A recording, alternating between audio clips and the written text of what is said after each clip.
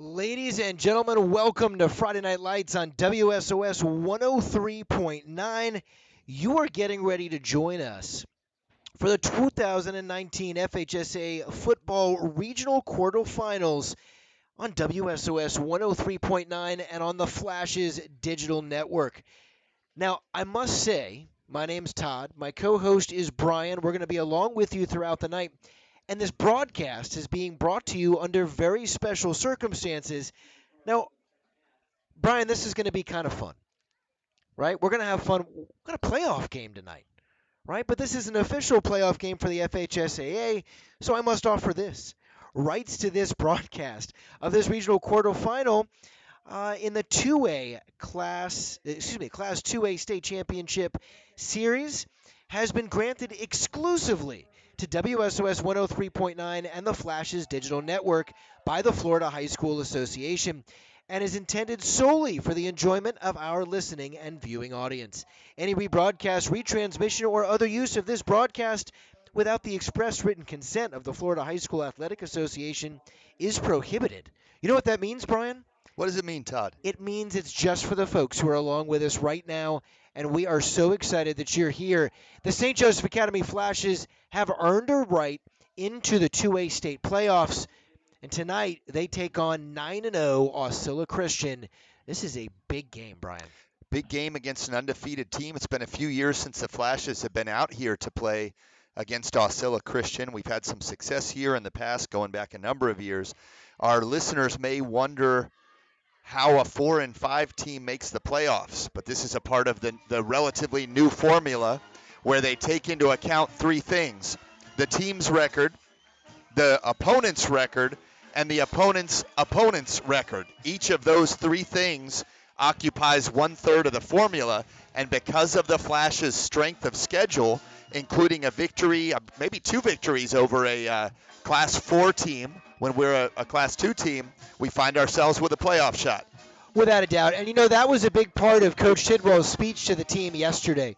He talked about the importance of challenging them throughout the year, of being uncomfortable because of the level of opponent you're playing, so that when you walk into a stadium like this to play a game like this, you're not scared. You're not intimidated. You're ready to play. This Flashes team looks ready to play. They are going to be kicking off tonight. And this powerful and impressive defense is going to have a chance to set the tone tonight against what we anticipate to be a challenging test, grinding the ball on the ground. Aucilla averages over 300 yards on the ground, Todd. They've got a running back who's run for over 1,100 yards. They've got 5 running backs who average over 6.5 yards per carry. So the Flash's defense really has their work cut out for them tonight. This is another great kick by Sam Ryan. He's done such a nice job all year long placing the ball into some unique spots. Head coach Brandon Tidwell has some interesting theories on special teams work. His biggest note is this. Number one, I always want them on their toes. Number two, I don't always want to kick the ball off to their most dynamic athlete. So let's do something interesting. And so these middle of the field kicks, well, we've gotten a couple of these recoveries over the course of the season, and it's been a lot of fun. But you just watch. When Sam Ryan wants to, he'll put a charge in one and put it through the end zone. Folks, we are ready to roll. The Aucilla Christian Warriors are going to take over at their own 38-yard line. The handoff goes up the middle on first down. They may have gained a yard, not even that. Boy, oh boy, this is interesting looking out on the field. The Flashes tonight, black pants, white jerseys with their traditional black helmets. Aucilla Christian looks a little bit like Notre Dame. Gold pants, navy blue jersey, and a shiny gold helmet. Great start for the Flashes, being able to stop the run up the middle. Dylan Ott and Ethan Senderling on the tackle. Big lift for the Flashes defense with the return of Michael Mugford tonight. Flash's defense loads the box on this 2nd down and 9, and they make a nice play. The lead runner, Jared Grant, number 8 for Aucilla, is a name we're going to hear a lot tonight. He's got over 1,100 yards and 18 touchdowns on the season, but he's only able to pick up about a yard, maybe 2 on that play, bringing up 3rd down and 7. And this is a team that has some balance to them. While they do run the ball quite a bit, they also are capable of throwing the ball to the tune of about 74 yards a game. On 3rd and long, we might see the passing game here. Well, here we are, quarterback Brady Browning under center. He drops back. He's under pressure. Damon Thornton with the pressure. Kent Hill is there. Browning's going to take off and run around the right side. He picks up about 5 yards on the play, but he's going to be tackled short. It's going to be 4th down and a long 2 from the 46-yard line. A heady tackle on what could have been a dangerous play after he escaped the initial pressure. And the initial pressure was provided by both defensive ends. Damon Speedy Thornton sealed the edge on the offensive left side, and the quarterback had nowhere to go. It looked like Kent Hill was there to make a play, but he got around Kent, and that's where he got the positive yardage.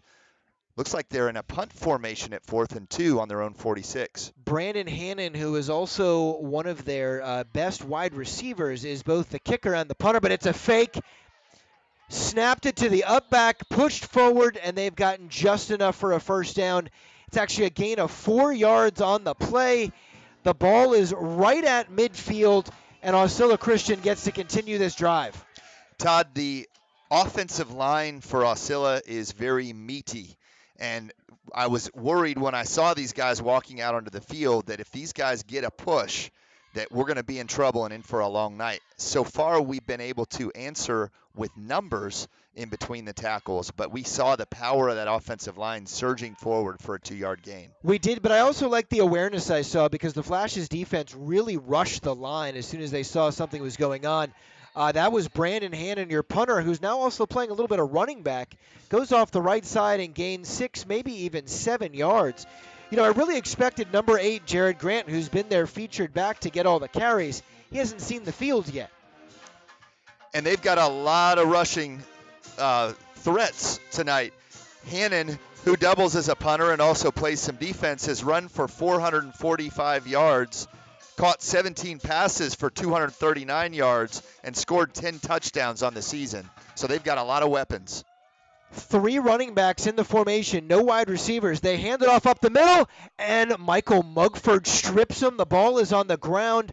Aucilla is able to recover, but that's the impact of the senior, although he appears to be hobbling off the field. And Michael Mugford knew that he was taking a chance by coming out here tonight. He's limping pretty heavily. He does get off the field on his own and throws his helmet down. Todd, I'm worried that his night might be over. Well, right now the Flashes find themselves in a 3rd down and 7 position. Their defense looking to make yet another 3rd down stop. 3 wide receivers in the formation with an H-back. It's a shotgun. Browning rolls to his left. He looks left. He fires just out of the reach of the wide receiver's hands. Incomplete. It's going to be 4th down and 7. Ball is just across midfield. This will be the first decision of the night. Nice job of pass coverage by the Flash's defense, and once again containing the edge so that the quarterback was not able to run. Browning, the quarterback, has run for 470 yards and 4 touchdowns to the tune of over 6.5 yards per carry.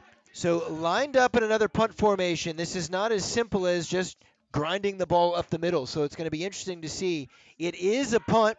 Here is the kick. That one is going to be muffed, and the ball is on the ground. Aaron Roberson could not come up with the wet football, and Aucilla Christian is going to take over inside the 30-yard line. The ball has actually been spotted at the 23. There's no score in this ball game. 8:27 to play in the first quarter. That is a tough break. Really tough break. The defense had made a stand. First, you have the emotional letdown of losing Michael Mugford after a few plays, and then to give up the ball inside the 20 is a tough break. Ball's at the 23. Browning with the direct snap. He goes around the left side. Inside the 20. Gets down to the 15. Looked like Ethan Senderling is the one who was able to bring him down, but that's a solid gain on first down. Looks like it's going to be second down and about 2. A nice run to the outside. And that was the first time they've really been able to get to the outside of the defensive right. We've done a pretty good job on that side setting the edge so far, but not that play. Number 8, Jared Grant, is to the left of the quarterback here. Finally makes his first appearance. Here's the snap. They're going to give it to him. He takes it up the middle. Is met. That looked like Dylan Ott on the tackle. It was just a short game, but it's going to be just enough for a first down. And boy, he's built powerfully. He's tall and broad-shouldered, and looks like he's carrying a lot of weight. We don't have the weights on our roster, but he's got to be over 200. 7:37 to play in the first quarter. No score in this playoff ball game between Aucilla Christian and the St. Joseph Academy Flashes. Right now, Aucilla is inside the red zone. Here goes the handoff again. That's going to be Grant. He's going to be met and driven back. A nice tackle on first down. They're going to lose a yard on that play. Terrific penetration by Dylan Ott, getting in the backfield and holding on for dear life onto the powerful running back's ankle and trusting that his teammates would come in and clean up the tackle, and they did. 2-yard loss for the Flashes defense. So second down and 12. The ball is at about the 19, scratch that, about the 14-yard line. We are inside 7 minutes to play in this first quarter. Here's the snap. Little play action pass. Browning rolls to the left, fires. He's got a man. He's inside the 10. They're going to be short of the first down, but they are in position. You know, one impressive thing about Browning is that's the third or fourth time we've seen him roll to the left and throw not entirely against his body because it was a sideline pass, but that's not an easy pass to make rolling against your throwing arm. Not at all. In the breaks, you're actually hearing the Florida State pep band, who's here enjoying this game as well. For you Gator fans, I'm sorry if you're going to hear the old chant at some point. Looks like there was movement on the line. Haven't seen the official call yet. That is going to be encroachment on the Flashes. So what was a third down and about 6 is about to be a third down and really short. And there's that chant that I warned you about. And you know, Todd, it's kind of understandable. They haven't had a lot to cheer about in Tallahassee this year, so they had to drive down the road to find some good football being played in the Panhandle. Coach Wiley T-Bolt is up here appreciating the Seminole cheer. So for those of you who are watching this broadcast, we've got some unique confines here, so I apologize if some of your view is blocked, both by the window frames here as well as a couple of the light poles and cables running across our view. They'll work on that as best they can throughout the broadcast. Brand new press box here at Aucilla Christian. This is Warrior Memorial Field. Very nice people working so far. They've been wonderful hosts. Here's the snap, the handoff, handing to the outside, and he is going to score. He's going to pick up 5 on the play on third down. That was Brandon Hannon, number 29, and that's 6 points on the board for the Warriors. You know, an offsides penalty inside the 10-yard line is costly any way you look at it. The Flashes defense showed some signs of being able to stop this potent rushing attack. The key is going to be when we put them in that second and third and long situation, which we did a few times on that drive, to be able to defend the pass. Hannon now lines up for the extra point. The kick is up, and it is good. 7-0 Aucilla here in the first quarter, 6:38 to play. We're going to take our first break of the night. It's the St. Joseph Academy playoff game, but they're down 7-0 here in the first quarter. We'll be right back.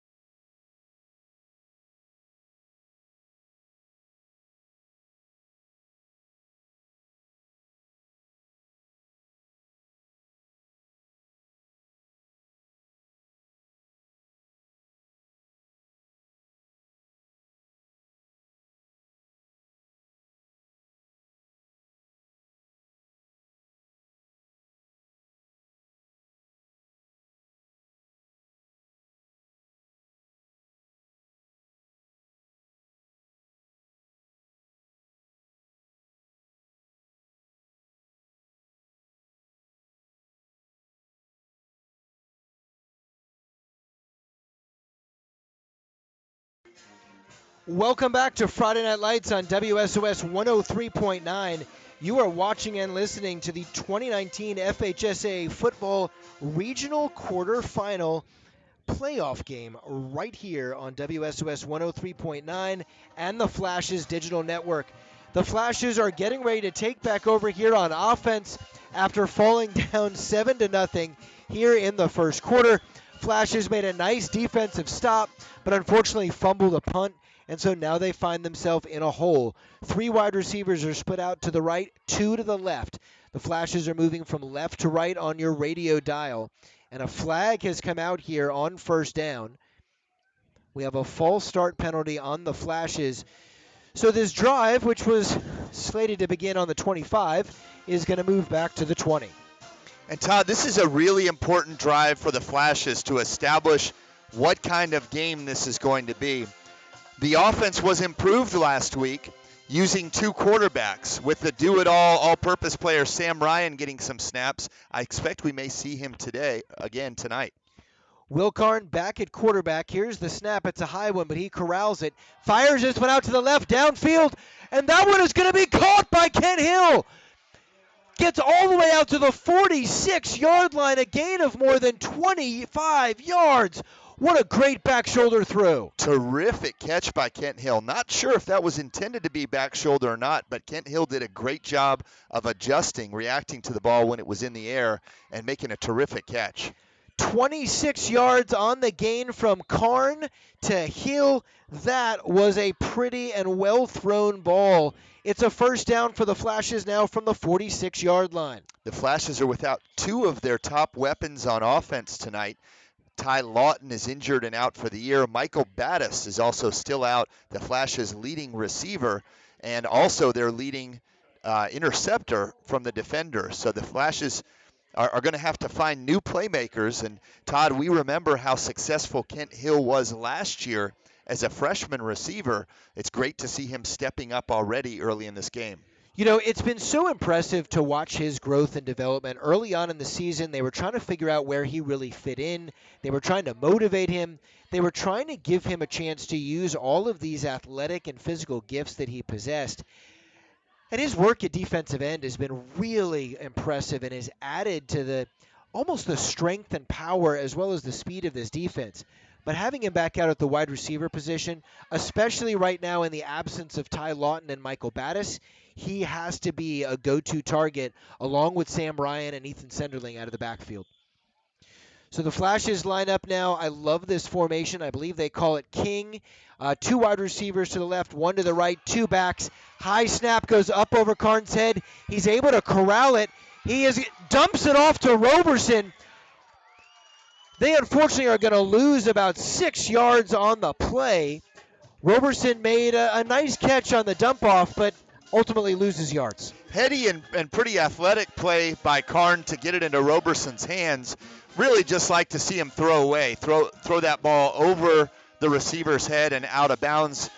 The timing of everything was disrupted by a snap that went way over his head, and that's been a continuing story for the second half of the Flashes season. All right, so it's second down and about 17 yards. Here's the snap. Karn drops back, fires this one deep. He's got a receiver that is caught along the sideline. Was he able to get his feet down? The official is saying yes. A great completion up along the sideline to Ethan Senderling. That gets them back on schedule. It's going to be 3rd down and 4. And boy, the wide receivers are making plays for their quarterback tonight. That was a one-on-one situation. It looks like Coach Newhouse is going to challenge those outside defensive backs in the one-on-one situations and count on his receivers to make plays. 3 wide receivers to the right, 1 to the left. Roberson in the backfield with Karn. Here's the snap, and there's a whistle. This one is going to be another motion penalty, a procedural penalty against the Flashes. So the 3rd down and 3 is going to turn into a 3rd down and 8. They're not moving in the right direction at the moment. Just a crucial penalty in 3rd and short. You've penetrated into Warriors territory, and now you're in one of those 3rd and long situations. Whereas with 3rd and short, you might be thinking 4-down territory. With just a 5-yard loss, that decision got a lot more difficult here. So here we go. The Flashes with 4 wide receivers in the formation. Will Karn in the shotgun. That's where he likes to be. Senderling goes in motion across the formation from right to left. He gets set. Taking their time here. Everybody looking back over at Coach Newhouse. Changes are being made. They check the wristbands. 5 minutes to play in the first quarter. 7-0 in favor of Aucilla. A whistle blows and a timeout is called. Actually, before the timeout, a delay of game penalty. That is going to back them up 5 more. It's going to be 3rd down and long. And that's one part on the quarterback, one part on the coaches. There's no play clock here at Aucilla's field, and the Flashes are maybe a little spoiled by having that reminder of the clock. So what happens is the back judge on the defense will put his hand up in the air at 10 seconds, and then usually at 5 he'll start moving it, and no one noticed, unfortunately. All right, 3 wide receivers to the right. Here's the snap. Karn rolls to the right. He's under pressure. He fires to the outside. He's got a man. That is going to be complete. That was Like John August. August on the catch. They're going to get about 10 yards back. It's going to be 4th down and short. And you're right, the 2 penalties, that was the yardage we got, and so now the Flashes have a difficult decision. I think I know what they're going to do. I'd be surprised to see them kick it away when they're inside the Warriors' territory. So a official timeout on the field right now. 4:54 to play in the first quarter. 7-0 lead for Aucilla Christian over the St. Joseph Academy Flashes. We'll be right back.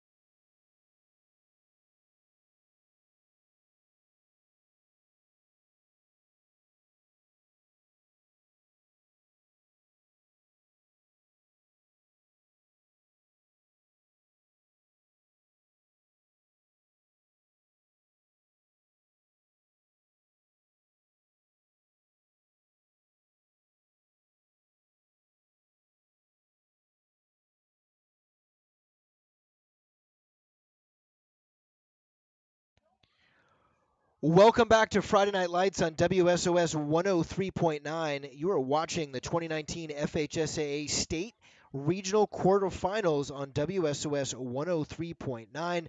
The Florida High School Athletic Association is the sponsor for this game. They want to remind all of our players, all of our athletes, and all of our listeners tonight that sportsmanship is having pride in your school, your team, and yourself. That sportsmanship is respect for the game and those who play it. And the FHSAA reminds everyone that they need to take responsibility for good sportsmanship. Play strong, play hard, play fair. And this message is brought to you by the Florida High School Athletic Association, as broadcast here on WSOS 103.9 and the Flashes Digital Network.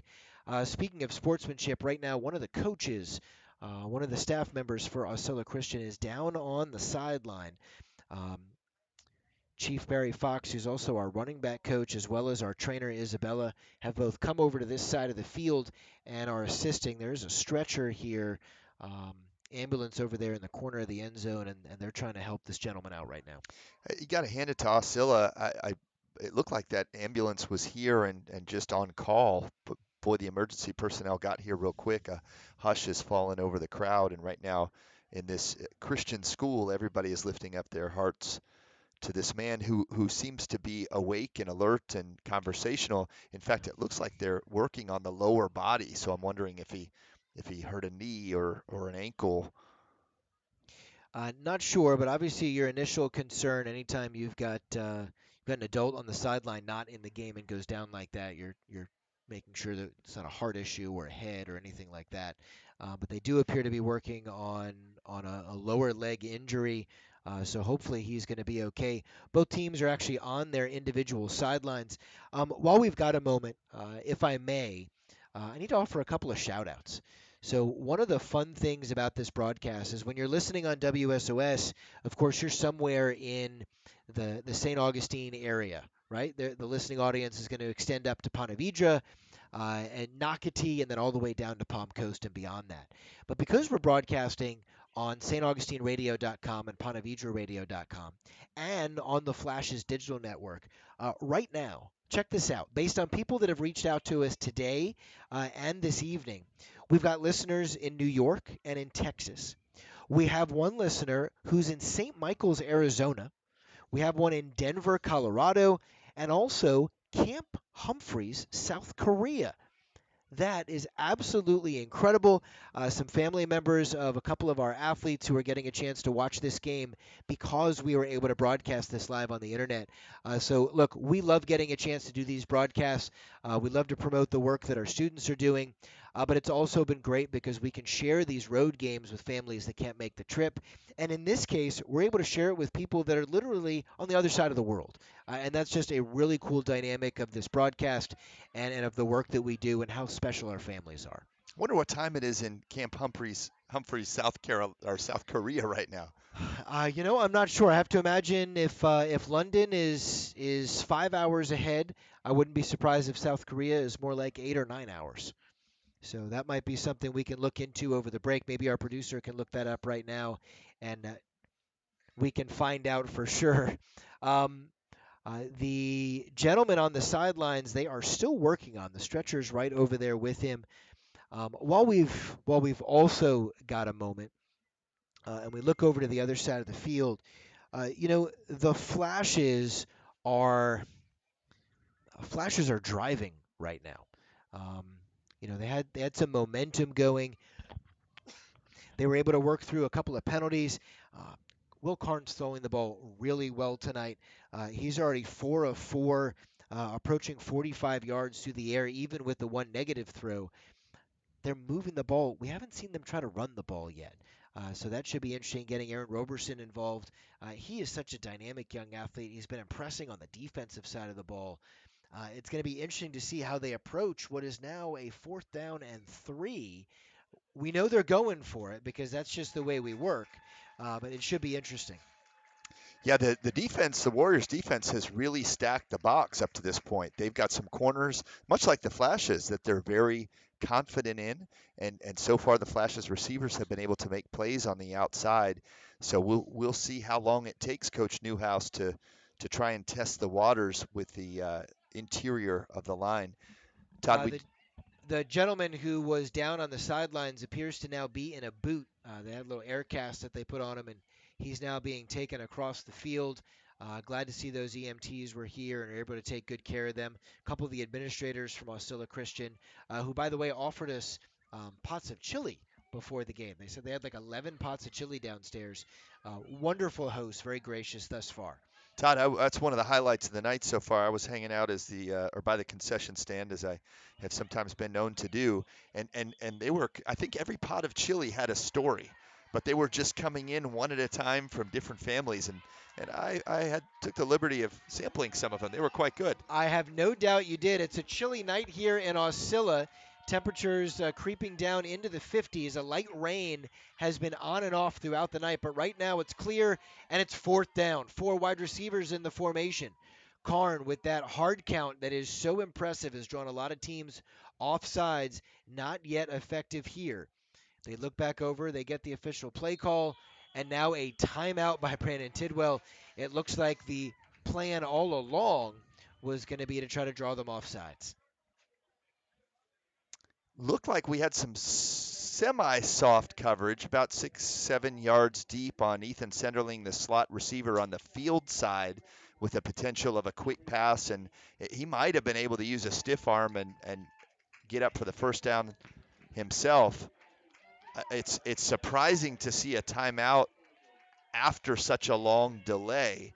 But the Flashes are lined up in what looks like it's going to be a punt formation. Karn starts off 5 yards behind the ball, but so often in these situations he'll drop back into the punt formation. 4:54 to play in the first quarter. Aucilla Christian leads this game 7-0. Karn now drops back. Here is the snap and the punt. It's a good one, end over end. That's going to be caught at about the 15-yard line. That's Brady Browning, the quarterback. He makes the first man miss, but he's ultimately taken down just about at the 20-yard line, which is where the Warriors will take back over.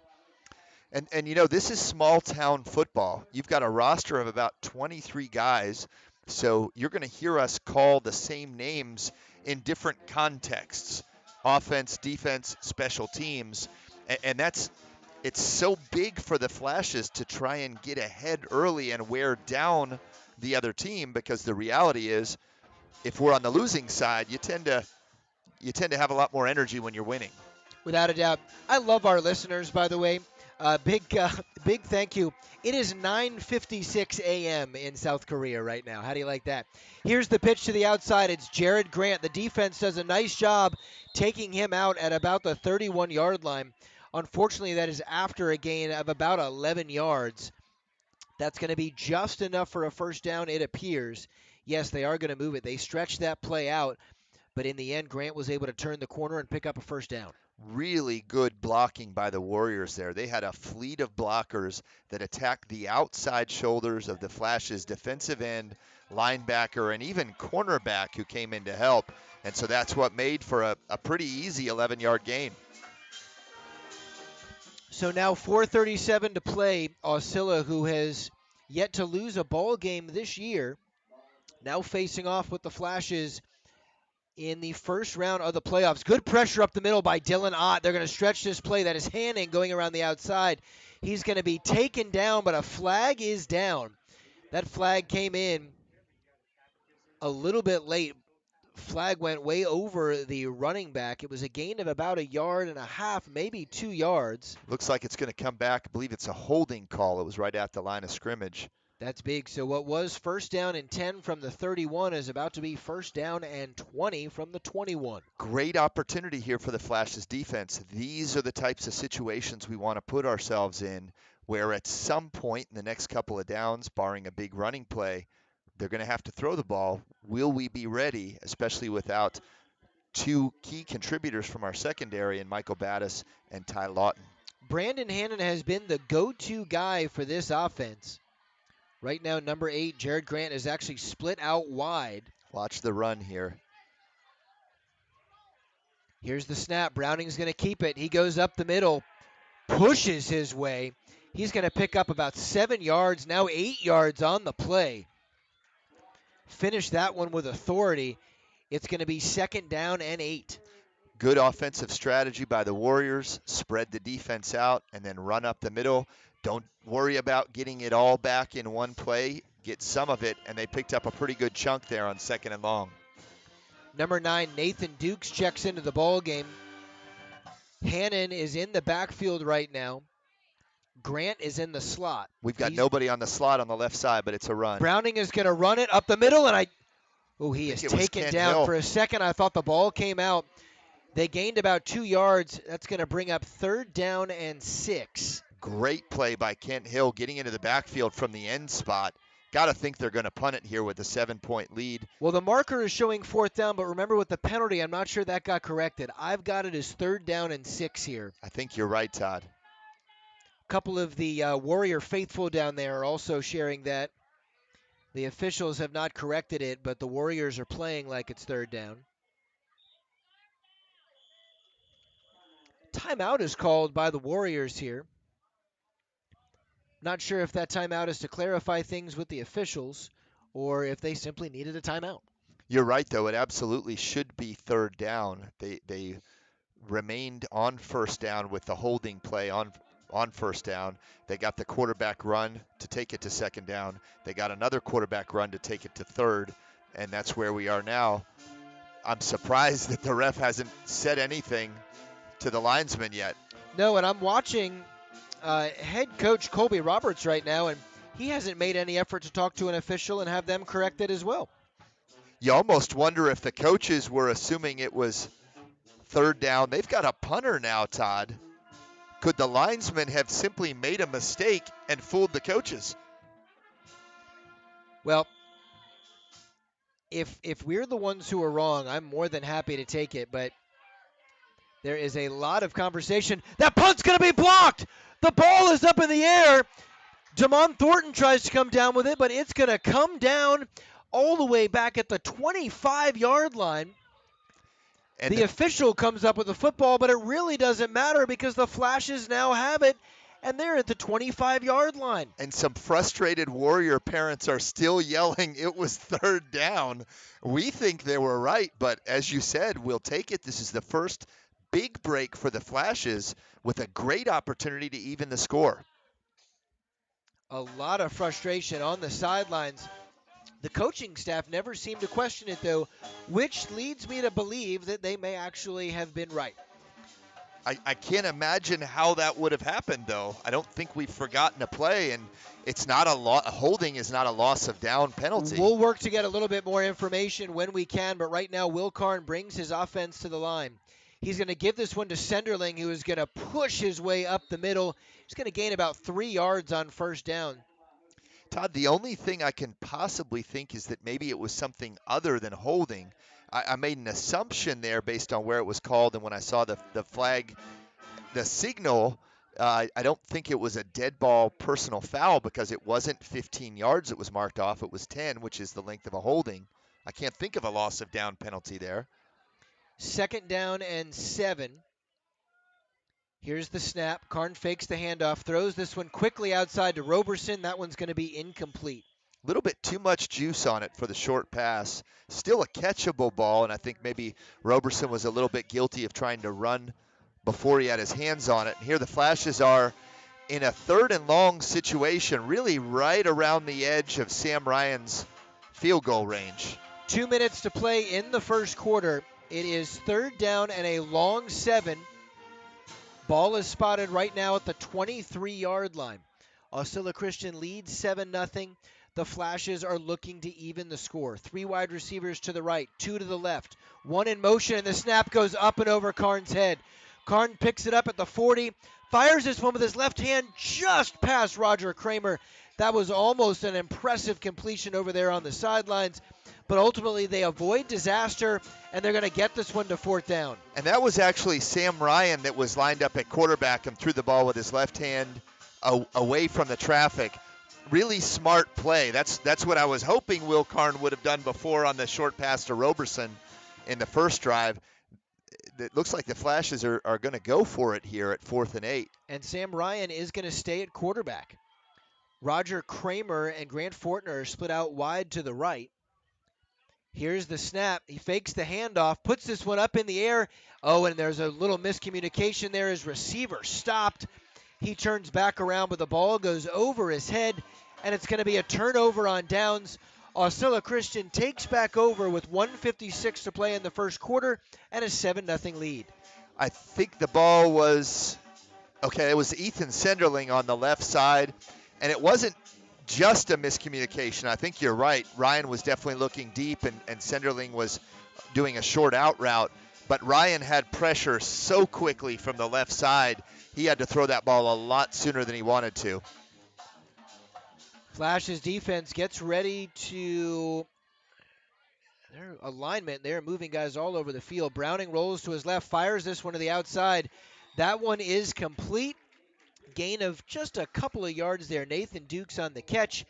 Looked to be Pat Lane on the tackle. Terrific defensive play by Patrick Lane. We'll give up a 2-yard gain all day on those because you've got to throw a good ball just to catch it in the first place. And if Patrick picks off a ball there, he's going for 6. Great coverage, great tackle. 1:26 to play in the first quarter. Aucilla still leads 7-0. They come to the line with 3 backs in the backfield. Handoff here goes to Hannon. Hannon is met. Dylan Ott and Pat Lane on the tackle. Boy, Looks Todd, like they're going to spot this one at about the 27-yard line, so it's going to be 3rd down and 6. some textbook tackling there by Otten Lane. The two leading tacklers for the Flashes met on either side of the ball carrier. They had low hips, low pad level, kept their legs chopping with a side-to-side outside movement, hit hard, and drove the ball carrier back. Great defense for the Flashes. So now 3rd down and 6. The ball is actually back at the 26-yard line. Here's the snap, and that one's going to go in and out of the quarterback's hands. He catches it, fires this one downfield. He's got a man wide open. Christian Kess makes the tackle, but not before Nathan Dukes is going to catch this one all the way in Flash's territory at the 43-yard line. That is a gain of almost 30 yards, but there is a flag down on the field. This one is coming back. Yeah, it was a very obvious hold on Speedy Thornton, the right side defensive end, who's done a really good job containing the edge almost the entire night.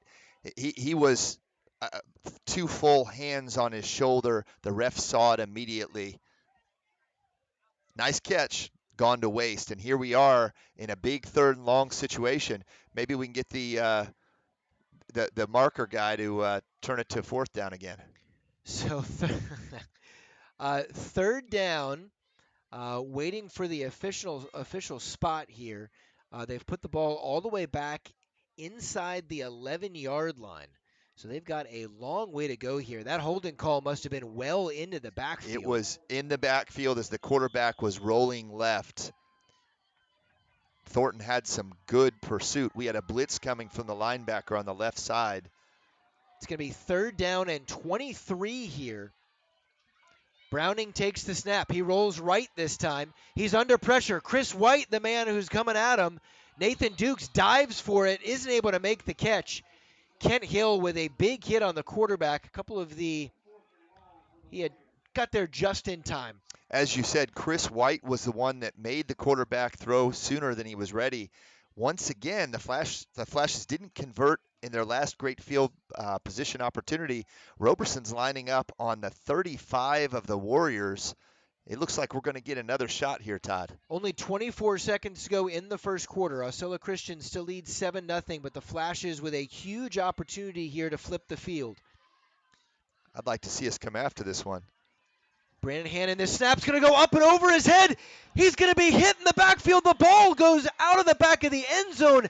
That's going to be a safety. The Flashes are on the board. Patrick Lane got back there. Boy, I tell you what, if there's one team that can sympathize with the Warriors' snapping problems, it's the Flashes. But on punts, they really seem to be struggling.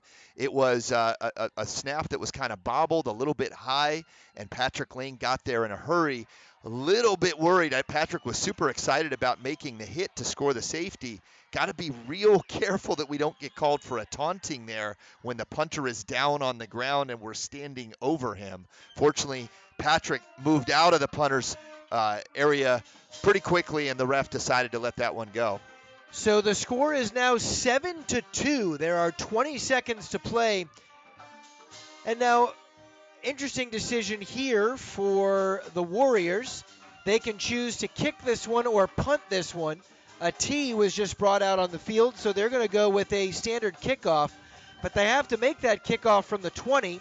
The tee was just thrown back off the field, and he's going to punt it. Unusual formation for the Flashes. We've got almost no one on the deep right side of the defense. We've got Kent Hill deep left. We've got Roberson in the middle. Hill and Roberson back to receive. Here's the punt. This one goes right to Hill, and that's going to be caught at the 45. He fair caught that one. Huge mistake. Well, you know what? That's a young man who doesn't normally go back to return punts. Makes the fair catch. Ball's going to be at the 45-yard line. He may have had a little bit of room to run, but we'll take the ball right where it is. Still 19.6 to go in the first quarter. The score is 7-2, and the Flashes are back in business on offense. And this could be a big momentum swing for the Flashes to be able to get points from the defense, who's really played a solid game when you figure it was the muffed punt that gave the first down inside the 25 and enabled the touchdown. The defense has really practically pitched a shutout.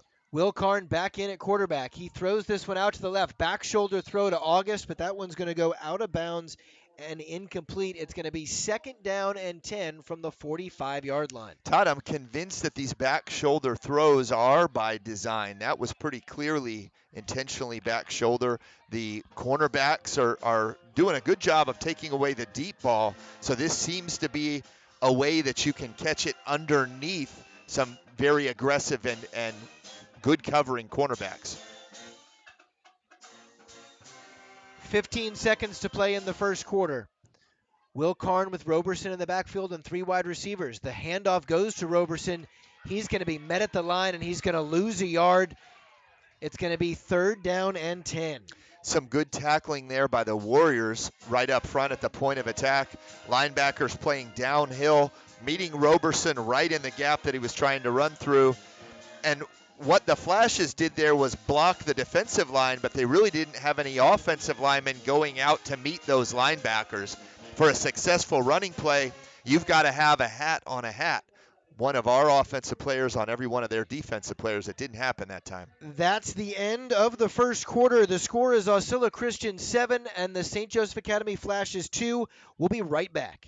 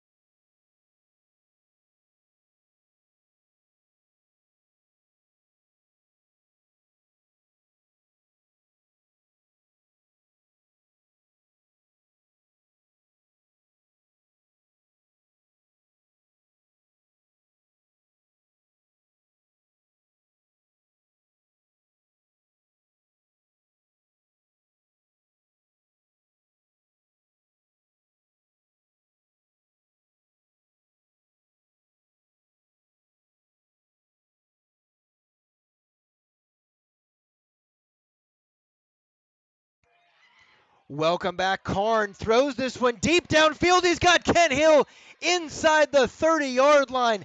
A beautiful throw downfield by Will Karn.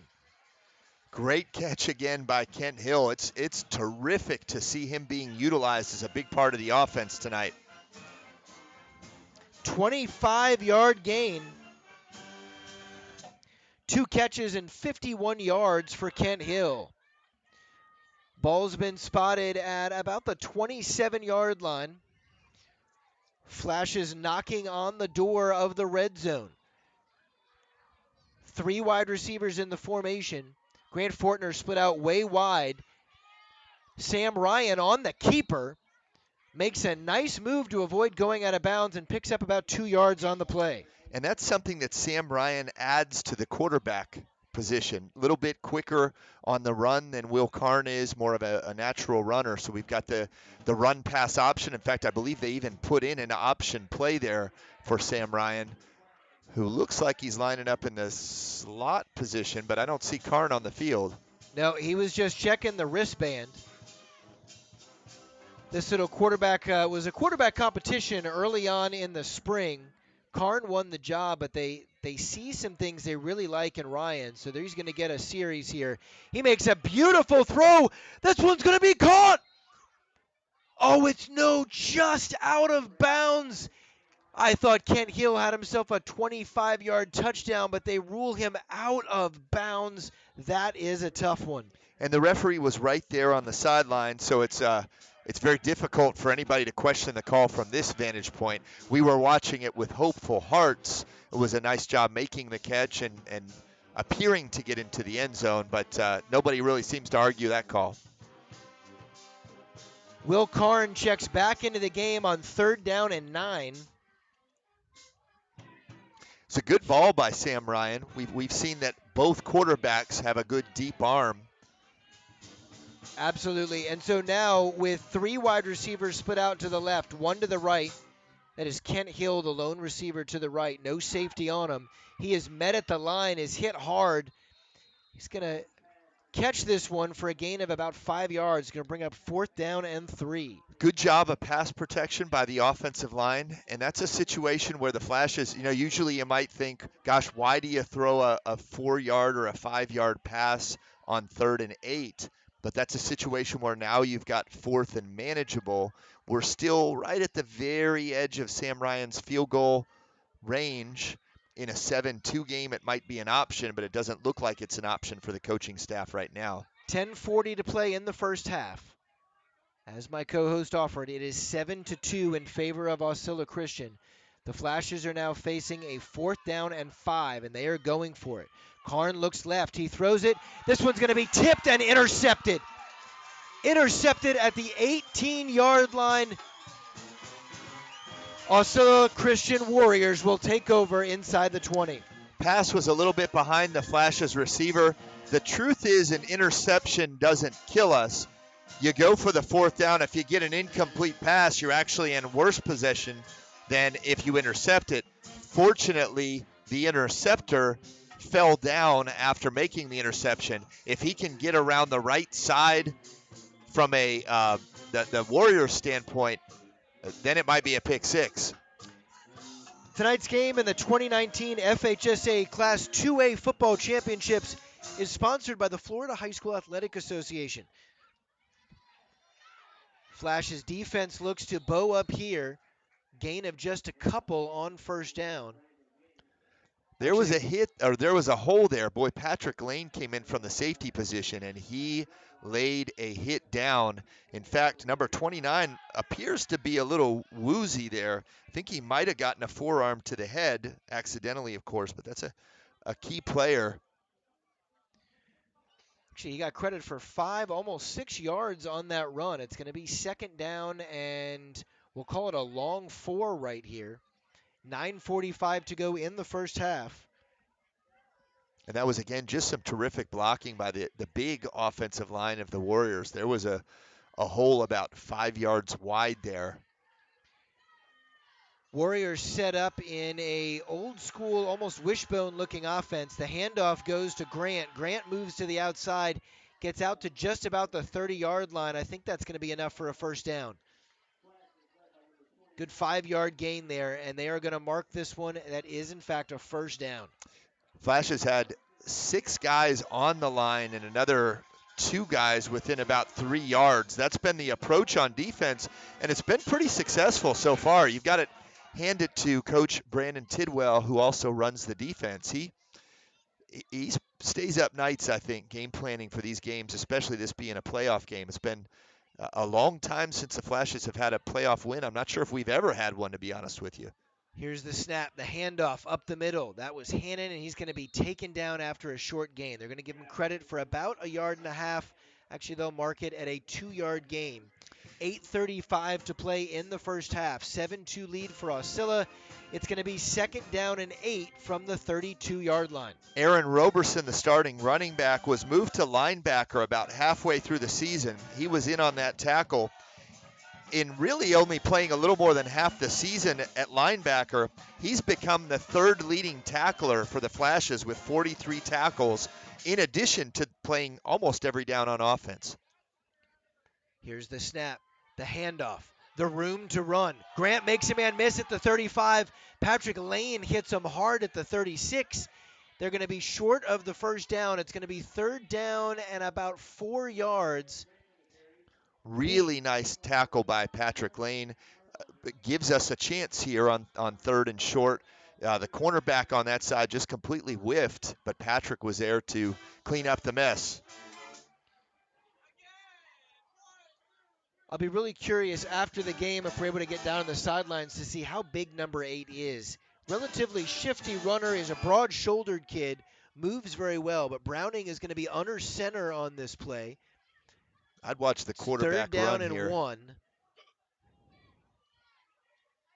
He is going to hand this one off to the outside. They meet him at the line, but he lunges forward. The second effort's going to get him a 1st down. Yeah, I think the Warriors are very confident right now that in those short yardage situations, anything under 2 yards, that they can get enough of a surge from that big offensive line to pick up those yards. And so far, they haven't missed on one of them. 6:55 to play. You know, the Aucilla Christian Warriors, they're about 40 minutes or so from the FSU campus here in Aucilla, around Monticello. Handoff to Grant. He's going to try to stretch this one. He's going to be met in the backfield. A really nice play by the cornerback and the defensive end there. He's going to lose 5 yards on that play, bringing up 2nd down and 15. But it's nice for Aucilla that they get a major college pep band to come out to their games. I just can't say I'm a huge fan of the song that they're playing. But they're doing it very well. Getting Yeah, some they're text messages earlier complaining about our concerns about that particular song, but that's just how it goes. 2nd down and 15, 6 minutes to play. Browning rolls right, looks to throw, doesn't have a man, pulls it down, tries to run it. He's going to be taken out at the 39-yard line, maybe gets to the 40. Nick Mikos makes the tackle over along the sideline. It's going to bring up 3rd down and 12. I love the intensity that the Flash's defense is hitting with. Mikos, Patrick Lane, Dylan Ott, Ethan Senderling, they are flying to the ball and driving carriers back. We did see a situation there where the left defensive end did a good job of setting the edge, but unfortunately, you tell the DNs when you set the edge, you don't want to run too far up the field, and that's exactly what he did there. He ran himself right out of the play. There was about an 8-yard hole there. Thank goodness that Nick Mikas and Pat Lane and Sam Ryan were there to fill in that gap, or it could have been 3rd and short instead of 3rd and long. This defense has done a nice job all year, really rallying to the football. You know, you talk about those dynamics where you have to stay home, you have to stay in your gap, but at the same time, you expect everybody to rally to the ball, and so that it almost seems counterintuitive. But there's an instinct and I think a little bit of experience that enables you to do that. The defense has without a doubt been the strength of the team this year. They've really not played a poor game. When they faltered, it's just been getting worn down from being on the field too much. Browning with the snap. He rolls right. He's under pressure and he just throws this one away. That's going to bring up 4th down and 12. That is a great job of coverage and also getting some pressure on the quarterback late. Kent Hill went down to the ground but had the wherewithal to get back up and take away the sideline on a dangerous running quarterback. He would have had some room if Kent hadn't recovered so quickly. Now we've got a 4th and long situation. The Flashes are going to get the ball back. Roberson's dropping back to the Flashes 35 for the punt. 5:27 to play in the first half. Brandon Hannon is your punter. They run a man on late, getting their 11. Roberson inside his 35. It's a good snap. Nearly blocked, but he gets it away. Roberson's going to let this one bounce. It's going to go to the 30, now the 26, the 20, we'll call it the 27-yard line, which is where the Flashes will take back over. 5:16 to play in the first half. Aucilla Christian leads St. Joseph Academy 7-2. You're listening to this broadcast of the FHSAA playoffs on WSOS 103.9 and the Flashes Digital Network. My name is Todd. My co-host is Brian. I want to offer a big thank you to Tommy, our producer and cameraman, and also to Katie, producing this show back for WSOS in studio in St. Augustine, Florida. We are broadcasting live from Aucilla Christian Academy in Aucilla, Florida. It's about 30 miles east of Tallahassee, and this is Warrior Memorial Field. The Flashes will take over at their 27-yard line. The band respectfully stops playing as they get ready to snap the ball, playing with verve and energy there and all the breaks. Here's the snap, fakes the handoff. Karn looks, a nasty face mask there. He's going to be sacked, but the flag comes out. He was spun around by the face mask. No injury suffered. He's going to be just fine. Flash is a little bit fortunate there. Karn not as elusive as Sam Ryan, and we really need to avoid negative plays. We're bailed out by the penalty there, but I'd like to see us throwing the ball away when we don't have the open pass. So the Flashes now are going to benefit from the penalty. That's going to move the ball out to the 31-yard line. It's a spot foul, so 15 yards from the spot. Ends up only being a 3-yard penalty because of how deep Karn was when he But was it is an scrambling. automatic first down, so the ball is going to move out to the 31-yard line. At least it should be an automatic first down. Although the chain gang is resetting. Actually, it's going to be first down and 7. So not an automatic first down. All right, here's the snap. Karn looks right, fires downfield. He's got a man. That one's going to be broken up at the 45-yard line. Looked like Grant Fortner was the intended receiver. A nice throw, but double coverage out there on the sideline. Really pretty ball by Will Karn, though. Good job by the offensive line and giving him time to make that throw. We've said it all year long. Will Karn throws a pretty ball when he's got time to throw. Well, he threw a good one there. It's now going to be second down and 7. 4:55 to play in the first quarter. Flashes down 7-2 here to the Warriors in the FHSAA state playoffs. Here's the snap. Karn looks. A nice screen was set up, but he can't complete the pass. Roberson took a step back. The ball goes off his hands. It's going to be third down. Love the play call. I think we would have had at least half of it in one good move by Roberson. We've got the first down and more. So third and 7 here. Ball just across the 30-yard line, shy of the 31. Flash is in a position here to try to get points before the end of the first half. 3 wide receivers, John August and Roger Kramer, split out to the left. Looks like Fortner split out wide to the right. Roberson is in the backfield. Here's the snap. The throw. He's got a man. That's going to be caught. Caught at the 40, the 30. He's going to be taken out at the 10-yard line. What a pitch and catch. It's a gain of almost 45 yards. Perfect pass Grant by Will Fortner Karn, on the catch. hitting Fortner in stride. You know, Todd, that's the first time tonight that we've had a receiver with separation on these terrific defensive backs of the Warriors. He had about 4 or 5 yards on the cornerback. The safety was about 5 or 6 yards away. Will threw it absolutely perfectly. And boy, Grant Fortner looked fast once he got his hands on the ball, too. And excuse me, that was a 55-yard gain, not a 45, a 55-yard gain. The Flashes now have the ball inside the red zone.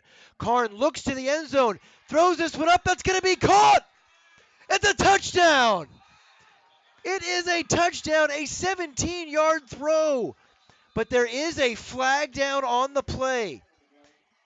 This one might be coming back. No official word yet. The ball was caught in the end zone, later dropped, but he held on long enough. Illegal shift is called on the Flashes. This one's coming back.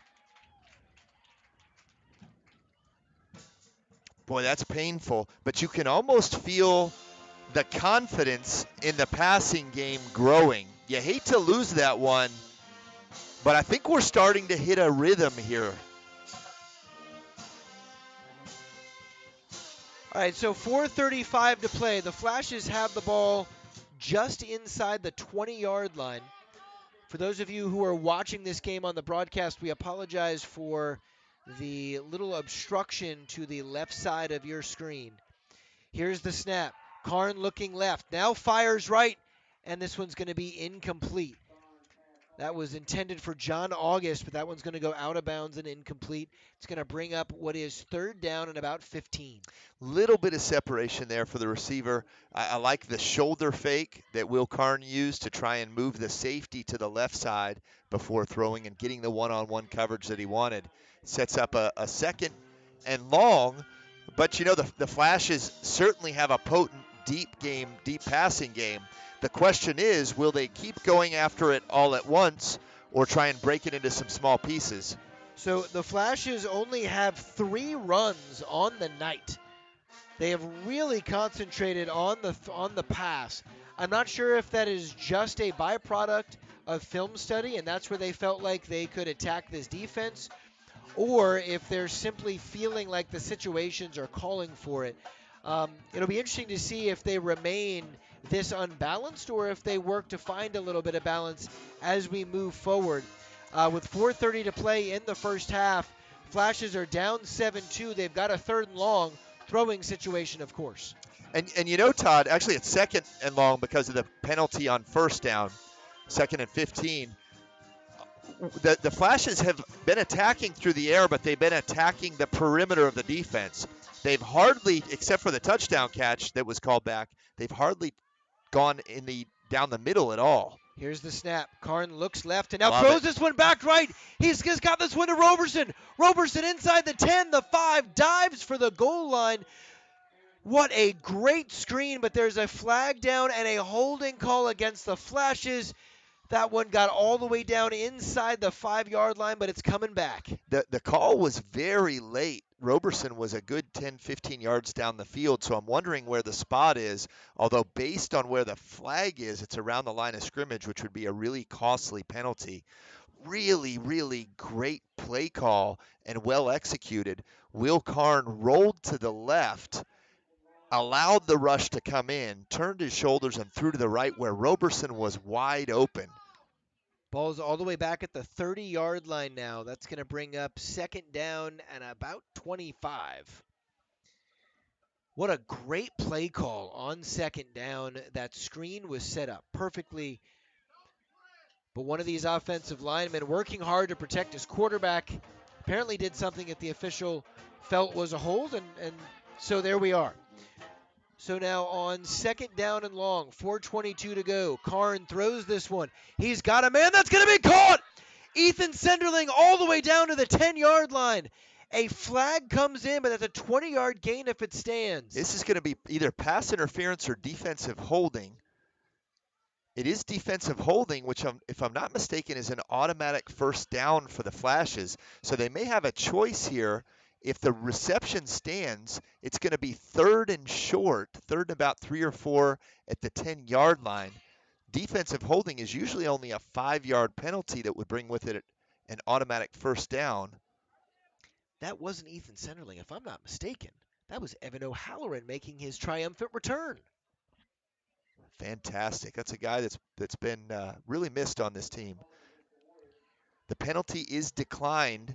So rather than take the 5-yard penalty with the automatic first down, the Flashes are going to elect to have the ball on the 10-yard line, and it's going to be third down and about 3 or 4. Wise choice by the Flashes coaching staff. So 21-yard gain on the play as Karn hits Evan O'Halloran. Now he wears more of a defensive lineman number, wearing the 55, but he was the one who made the grab. Came out of the tight end position there. Flashes now with everybody tight to the line on the right. One wide receiver out to the left. Oh, the snap goes up and over his head. Karn recovers it. He's out across the 20. Now the 15 stays on his feet and gets back to the original line of scrimmage. He had to pick up about 15, if not 20 yards himself to get it back there. And you know, that one was not on the center. That was a pretty good snap by the center. I think that was just a situation where a little antsiness, trying to make a play and running before you catch the ball. I think it was a designed rollout there. We're fortunate that it wasn't a big loss. It looked for a second like he might be able to run for the first down, and it ends up being net 0. 3:25 to play in the first half. The Flashes with a very unique formation here. They've got all the offensive linemen and one receiver to the left with Roberson. We got a man. Sam Ryan's going to take this one up the middle, and I think he's going to get the first down. What a great play by Sam Ryan. What a great call by Coach Newhouse. The swinging gate formation to the left side with a running quarterback who can also throw it. You've got so many options.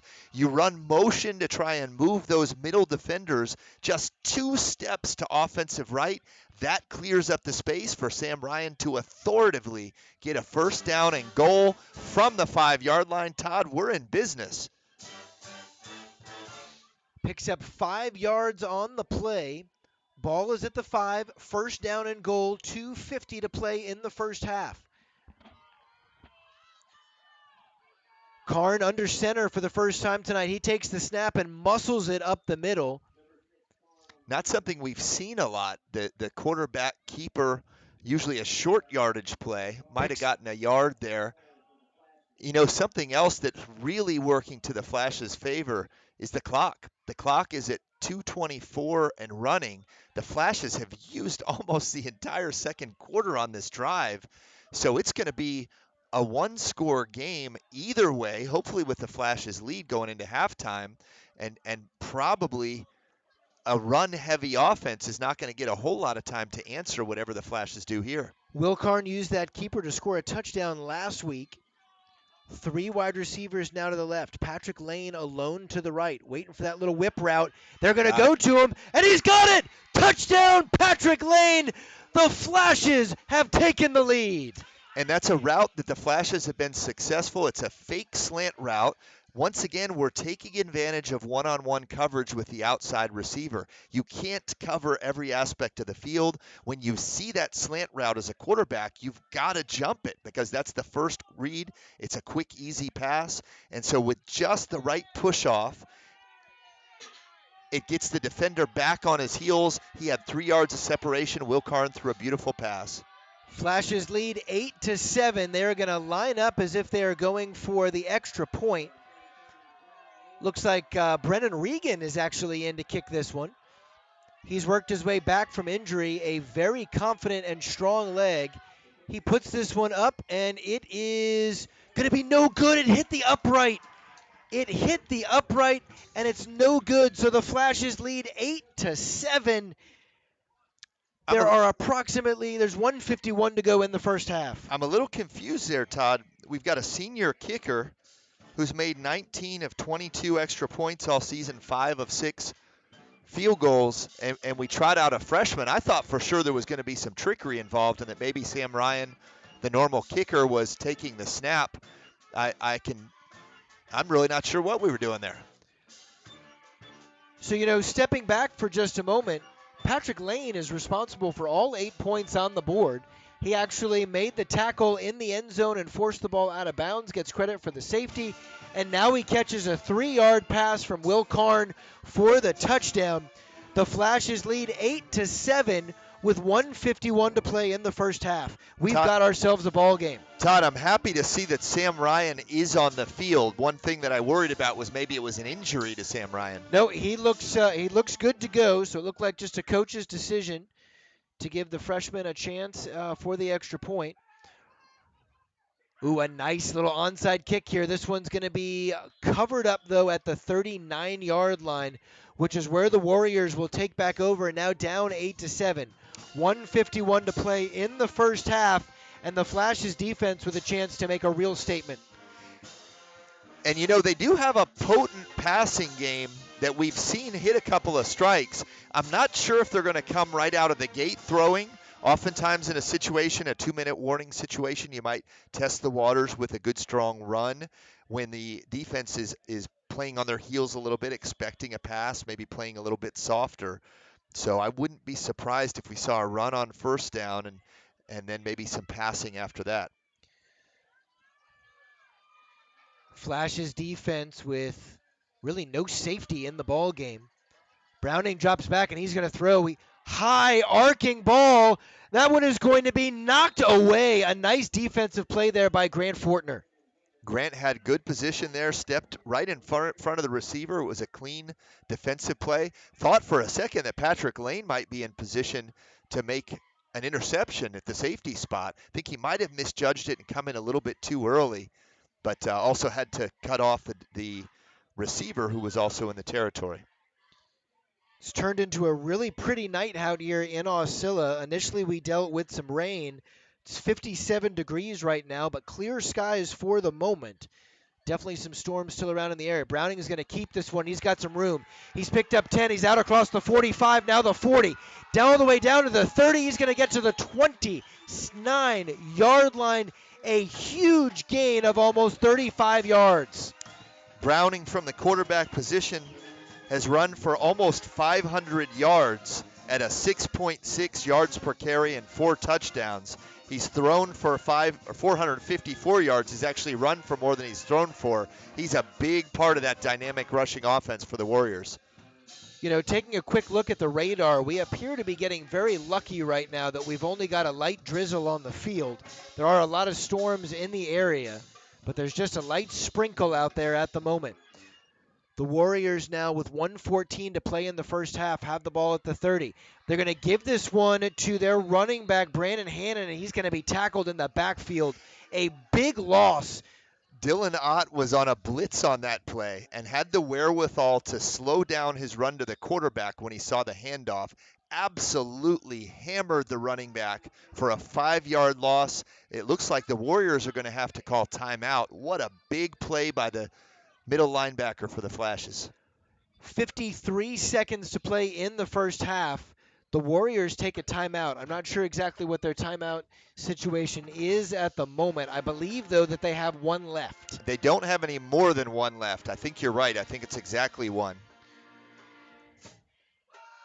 The Aucilla Christian Warriors are wearing what looks to be a Notre Dame-style uniform, gold pants with blue jerseys and gold numbers, a very shiny gold helmet. Any accoutrements you'd like to draw our attention to? So I would offer that I was going to reserve that term for other circumstances, had not used it at this time, but it is a very shiny and I would say sharp helmet. The Flashes in their black pants and white jerseys and black helmets kind of looks like one of the Jaguars' road uniforms. I'm not sure if that's just because Coach Tidwell knows what a big Jaguar fan I am, or if he just really likes this combination. But the guys look really good on the field right now. It is second down and about 15. Browning from the shotgun, flips the ball in his hands, fires this one. A nice defensive play. Aaron Roberson knocks this one away. 41 seconds to play in the first half, third down and 15. Great position for the Flashes defense to be in, third and long again. You certainly have to spy the quarterback run here. He's been so dangerous with the ball in his hands, middle of the field, outside of the field, so we've got to contain the edges and make sure somebody stays home in the middle. It'll be interesting to see if Coach Tidwell blitzes at least one of those linebackers again this time.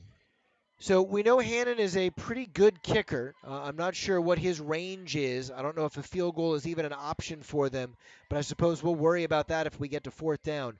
Third down and 15. Browning fakes the handoff. Oh, he's wide open. He's got it inside the 15, now down to the 12.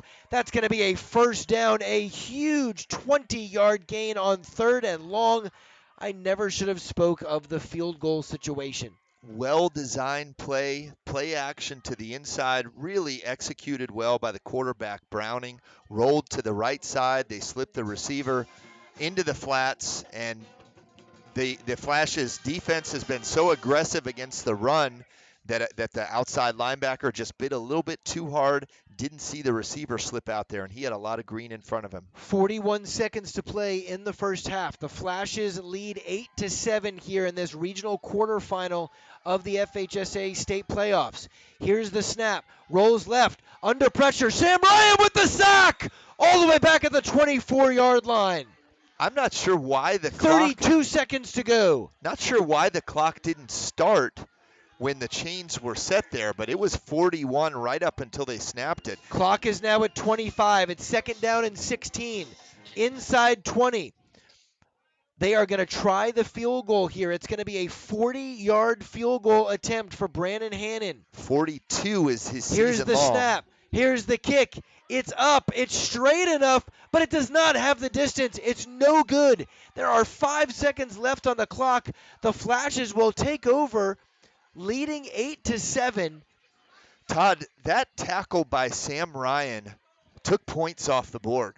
Not only are they not able to potentially put themselves in a position to score a touchdown, the clock continues to run, and they missed the field goal by probably 3 yards. The sack was for probably 6 or so. So you have a kicker who has made a 42-yarder this season.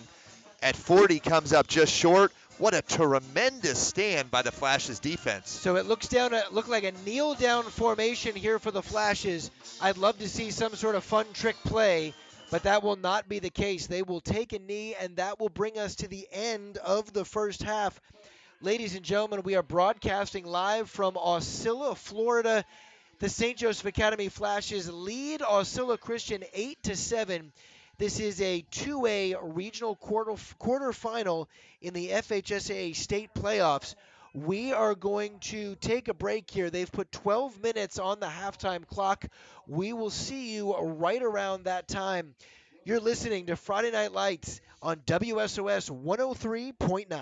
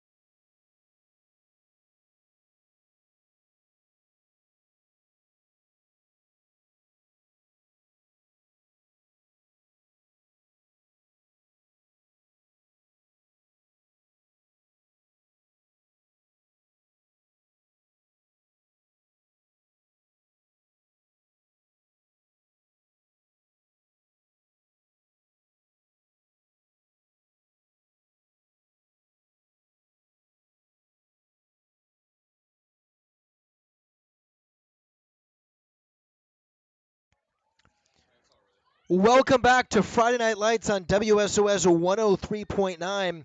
You're about to listen to the second half of the 2019 FHSAA Regional Quarterfinal Playoff game being broadcast live from Aucilla Christian Academy. The St. Joseph Academy Flashes lead 8-7. They scored on a safety and also a Will Karn touchdown pass. Brian Will overall was 9 of 17 for 153 yards. He had a touchdown. He also had a pick. Flashes really haven't gotten much going on the ground. Just a handful of carries for less than 10 yards. What do they need to do in the second half to win this ball game? You know, Todd, we saw something in the second quarter that we haven't seen a lot of in the second half of the season, and that was rhythm in our offense. It's not a tangible thing. It's in the play calling, it's in the offensive line blocking, it's in the chemistry, it's in the quarterback's reading and throwing. But you could see the offense operating with confidence, even when we put ourselves in 2nd and 15, 3rd and long situations. There seemed to be a belief that we were going to convert. The offense were making plays. Karn was making throws. Receivers were getting open and making catches. So I don't even know that we need to run the ball. If we can maintain that passing rhythm, I think that's the key. Give us another touchdown so that we can play with a lead, and I think this defense will do enough to win this ball game. Well, the Flashes are going to get the ball in the second half. Aaron Roberson and Kent Hill are back deep to receive this one. Looks like Hill is at about the 2-yard line. Aaron Roberson is standing at what we'd call the G11 line. Giving a lot of respect to that kicker. Awful lot of room between that back Here line. is the boot. It's a high kick that's going to come down around the 20-yard line. Roberson's going to catch it, makes a man miss. He's out across the 30, now across the 40, gets out to the 45-yard line, but 2 flags came out, and now a 3rd flag comes out. And I think they were all in the same player. I won't call his name out, but it was a really needless hold that's going to cost us probably between 12 and 15 yards at a point where Roberson had already made it past the block. So some of that yardage is going to come back. Really nice run by Roberson, getting by the initial tacklers and getting into space. So the ball was out of bounds down at the 46-yard line. They've actually got it spotted. One official is standing at the 46 and one at the 43, but they're marking it off. The spot of the foul was the 43-yard line. So they're going to call the hold, and they're going to place this one down somehow at the 34. So it'll be 1st and 10 from there. 11:54 to play here in the third quarter. The Flashes take over. Big opportunity to pick up some momentum. Karn is going to take the snap. He rolls right. Fires this one deep. He's got a man. John August in and out of his hands. The safety was right there. That will go as a long incompletion. It'll be 2nd down and 10, but Will Karn threw a nice ball. Really beautiful ball. Great job by the offensive line. We had a freshman receiver there, and the receiver's coach will tell the players to catch the ball at its highest point.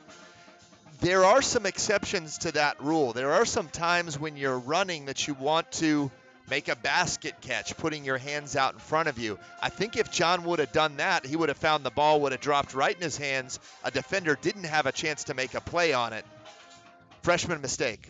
2nd down and 10. The handoff to Roberson, who goes up the middle. He's out across the 40. Now the 45. He is going to be dragged down at the 47-yard line, but not before he picks up 13 yards. That was some terrific running and nice blocking by the offensive line. That's the good thing about being so pass dominant, is when you slip in a run, you can find some open yardage because they're not expecting it. Really nice gain there. That's the first real positive run that they've had all night tonight. The longest run for sure. 5 yards had been the long before, 13 yards there. Ball's going to be set at the 47-yard line, which is around where they were after the original kickoff return. Karn's going to give this one to Roberson. Roberson up the middle, gets out to the 50. They're going to spot this one down right across midfield. One of the defensive linemen came up with the football in the end, but they are going to mark Roberson down after his gain of 3. And Todd, this could be a key element of the game within the game. The defensive linemen for the Warriors are in part the offensive lineman for the Warriors. So if we can start to pound the running game and wear these guys down, that could really change the complexion of this game. Quick throw to the outside. That one's going to be incomplete. Quick screen out there to Senderling was just a little bit too far out front. Senderling was a little slow to swing his shoulders around, and the timing was off a little bit on the ball. Like the play design, though, we had a blocker there. I think we could have gotten some positive yardage there. It's going to be 3rd down and 7 at midfield. Pretty important play for the Flashes offense. 10:36 to play in the first half. The St. Joseph Academy Flashes lead this game 8-7. This is a regional quarterfinal game in the FHSA state playoffs, Class 2A. Here's the snap. Karn looks right, fires. He's got a man. That one is going to be incomplete. Again to John August. They had a nice little setup there. I think if he catches that and gets around the corner, he's got some room to run. Little bit of a pick route there where you had one receiver going deep and pushing the defender back, and then August coming underneath it. Ball was a little bit behind him. The freshman's being counted on to make some plays. Great pickup of a blitz by Roberson. Rode the defender right past the quarterback and created a clean pocket for the throw. So 4th down and 7 here. Flashes set up, and they're going to go for it. Karn's got a man. He fires. He's got Kent Hill at the 30. Now the 25 is inside the 20, down to the 15-yard line. A huge gain on that play. He picks up 35 yards. Fantastic throw. Great job creating separation. I think they were probably expecting a quick pass on 4th and 7, not a 20-yard pass. Great job by the O-line. We were really close to a hold there. I think the right guard let go of the defender at just the right time to avoid the flag. Big conversion for the Flashes on 4th down. Really gutsy call at midfield, Todd, in a 1-point playoff game. You know, they've done that a couple of times this year where they've gone for it on 4th down and thrown the ball downfield, and it works there. Ball now at the 17-yard line after that 33-yard gain. Oh, and they're going to have to burn a timeout here early in the second half. 9:54 to play in the third quarter. 8-7 lead for the Flashes. By the way, just a quick reminder, the FHSAA is on Facebook, Twitter, Instagram, and Snapchat. Tweet us, like us, and tag us in all your social media platforms by searching for FHSAA. You can keep up with teams and people who strive to make high school athletics in the state of Florida the best. Be a fan of it all by following us on social media at FHSAA. As a matter of fact, you can follow St. Joseph Academy on social media as well. They're actually playing the theme song right now for a show called Ballers, which is The Rock down there on the field. That's the pep band. But getting back to the important point, St. Joe is on social media as well. Instagram, Facebook, and Twitter. We actually tweeted out the score at the half, tagged the FHSA in it, and the Flashes lead 8-7. It's funny you should mention 9:54 to play. Funny you should mention The Rock. We're standing here in the booth next to Tommy Harding, who has often been mistaken for The Rock in his time at St. Joseph Academy. Here's the snap. Karn rolls right, fires. He's got Roberson wide open in the flat. Roberson takes one move, cuts it up the middle. He's going to get almost down inside the 5-yard line. Actually, they're going to mark it at the 6, a gain of 11. Terrific play calling and execution by the Flashes. That rhythm that we talked about at halftime has continued into the second half. This would be a really big scoring drive for the Flashes. Although in a 1-point game, 7 points still only puts us up by 1 score. 2 wide receivers out to the left, 1 to the right. Roberson in the backfield, Senderling at the H-back position. The handoff to Roberson. Roberson around the right side. He's all alone. Touchdown. And Todd, what a breath of fresh air for the Flashes to see Roberson running with holes.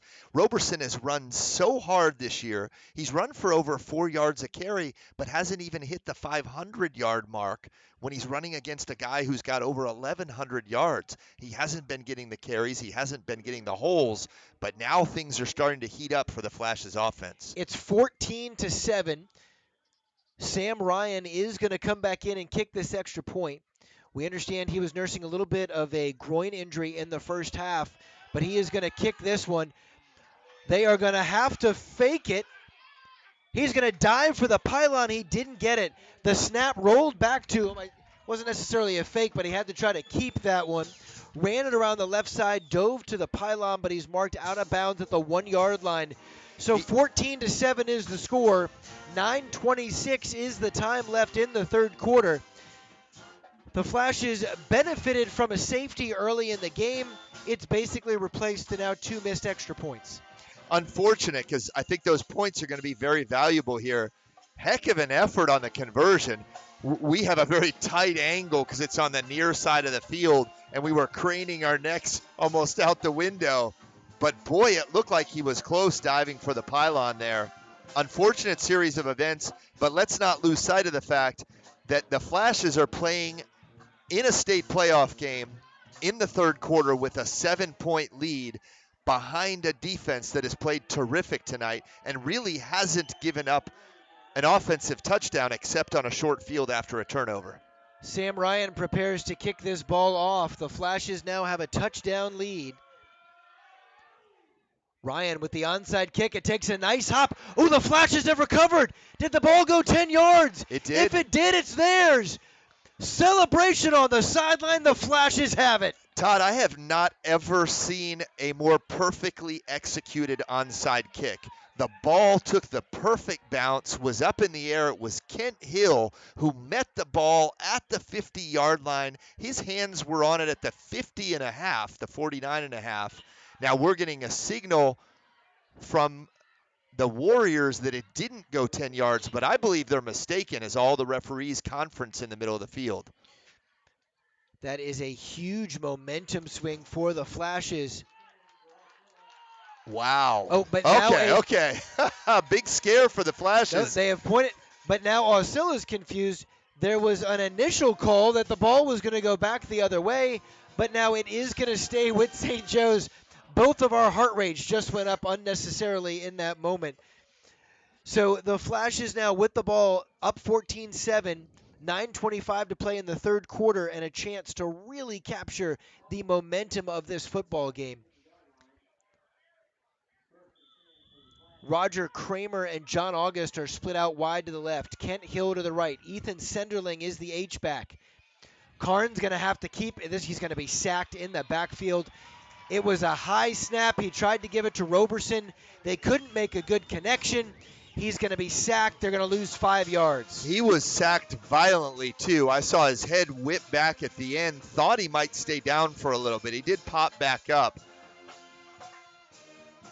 And that was a situation where it wasn't a bad snap. It was a little bit high. It wasn't fielded cleanly by Karn, and there was some indecision about whether he should hand it to Roberson. He wisely kept it because there was penetration there and didn't want to risk a fumble on the exchange. Here's the snap now. Karn under pressure. This one is going to be in and out of the hands of Roberson. It was a screen. The throw came in a little bit hot. Roberson could not come down with it. They were both under a lot of duress, under a lot of pressure on that play. Which is kind of the idea. You're inviting the pressure on a screen. Thought we had it set up pretty well, but there's been a few times tonight that we failed to execute on the screen, whether it be from penalties or bad passes or drops. So now the Flashes set up 3rd down and 13. 8:39 to play in the third quarter. Here's the snap. Karn steps up in the pocket, throws this one deep. Kent Hill's got it! He's at the 20. He high-stepped his way into the end zone. 55 yards for the score. Todd, an absolutely amazing pass by Will Karn. He has been sharp on the deep balls tonight, hitting receivers in stride. In the second quarter, they started to hit that rhythm, and they have not stopped. It's Flashes up by 2 scores now in a playoff game. 8:25 to play in the third quarter. It's 20-7 as the Flashes line up for the extra point. A 55-yard touchdown pass from Will Karn to Kent Hill. Kent Hill with 144 yards receiving on the night. Oh, but the snap goes up and over the holder's head. Sam Ryan is going to try to recover it. He can't. There's a late block on the field. Little bit of jibber jabber. Seniors are kind of taking control and getting everybody off the field. The Flashes are up 20-7. What a throw. You know, the Warriors were guilty there of some extra hands on the jerseys of the Flashes at the end. I think there was an enthusiastic Warriors defender or two looking for somebody to celebrate with, and he ended up grabbing a couple of Flashes thinking they were his own guys, and the Flashes says, hey, I've got nothing to celebrate. What an unbelievable turn of events. So they score the touchdown coming out of the break. They successfully complete the onside kick and now score on a 3rd down and long on a huge throw from Will Karn to Kent Hill. Will Karn now nearly over 250 yards passing. Sam Ryan kicks this one down to about the 20 where it's going to be returned. The returner's out across the 30, now across the 35, out to the 40, and extends to the 41-yard line. That was number 29, Brandon Hannon on the return. The Warriors will take over at the 41-yard line. 8:24 to play in the third quarter, 20-7 in favor of the Flashes. Shout out to Flash's team doctor, Dr. James Grimes, who's watching at home from St. Augustine. We wish Dr. Grimes healing from a recent hip injury that he suffered. We're sad that he's not with the team tonight, but grateful for all that he's done for the team all season. Have a little Monty Python being played by the band now. 4 wide receivers in the formation. It is Grant and Browning in the backfield. Browning with the snap. He's going to keep it. He's out across the 44. Actually, he's going to get out to the 46-yard line. Nice tackle there by Chris White. Got to compliment the coaching staff for the Warriors. They're not pressing the panic button on offense. They know what they do well. They know that there's still plenty of time left in this game. If they can get a few drives and get a few stops, they're very much still in this game. It's time for the Flashes to really turn it up on defense. 2nd down and 4. 7:54 to play in the third quarter. Jared Grant goes around the left side. The ball comes out. It's on the ground. And the Flashes come up with it. The Flashes come up with it. Grant Fortner with the football in his hand. Jared Grant was stripped after getting the first down. The ball flew back about 5 yards, and Fortner comes up with it. You know, Todd, we saw this last week, a Flashes defense that was hungry for turnovers. There was a play down the sideline for the Flashes in what ended up being a tight game last week where Dylan Ott made a tackle and was actually calling to Sam Ryan, strip the ball, strip the ball. Sam took the ball from the offensive player, ran it back for a touchdown, and it looks like the Flashes are picking up where they left off last week. They say the turnovers come in bunches, and they're happening right now. The Flashes take over. They've got the ball at the 46-yard line of the Warriors, plus territory for yet another drive. 7:45 to play in the third quarter. Trips right in the formation with a tight end. Quick pitch outside to Roberson. Roberson picks up a couple. He's going to gain, actually, he's still on his feet. What a play by the young running back to keep his balance. He's going to gain 8 on the play. Todd, he comes up hobbling. This could be really problematic for the Flashes, and now he's back down on his rear end at a time where we want to really feed Roberson the ball. He looks to be in a lot of pain. He worked really hard to keep that one. I am hopeful that we're just dealing with a cramp, something that they can stretch out and that he'll be okay. Right now, our thoughts are with the young man, but when we also start thinking about the scope, there's this game, and then of course there's the next game. It's getting way ahead of ourselves to start thinking down the road. But when any time a young man goes down, you worry not only about the immediate, but also what it means for him moving forward. Roberson is a two-way starter. He's up on his feet now, but he is not putting any weight on, I believe it's his left foot. We had remarked in a break that our second leading rusher behind Roberson, who's rushed for nearly 500 yards this season, is Patrick Lane with 3 yards. So it's going to be interesting how the Flashes manufacture some offense on the ground at a time that they might have an opportunity to wear down a tired defense. So I have to imagine that Lane will be the guy. He is out on the field right now, but actually they've gone empty, and it's Ethan Senderling, who I did see taking some snaps in the pregame. He is going to be the running back. 3 wide receivers in the formation, and they give it to Senderling. He gets his way right up the middle and gets right close to the 35-yard line, which is what they needed for the first down. Ethan Senderling is one of our inside linebackers. He plays a little bit of tight end, receiver at times. He's all of about a $150, and he's one of the toughest guys on the football field. We may have mentioned earlier in the season, he was pressed into duty for about half the season last year at offensive guard, and he probably weighed a $140 then, but he's the kind of guy who will do whatever it takes for his team to be successful. 3rd down and a measurement. Flash is clearing out as the chains come out.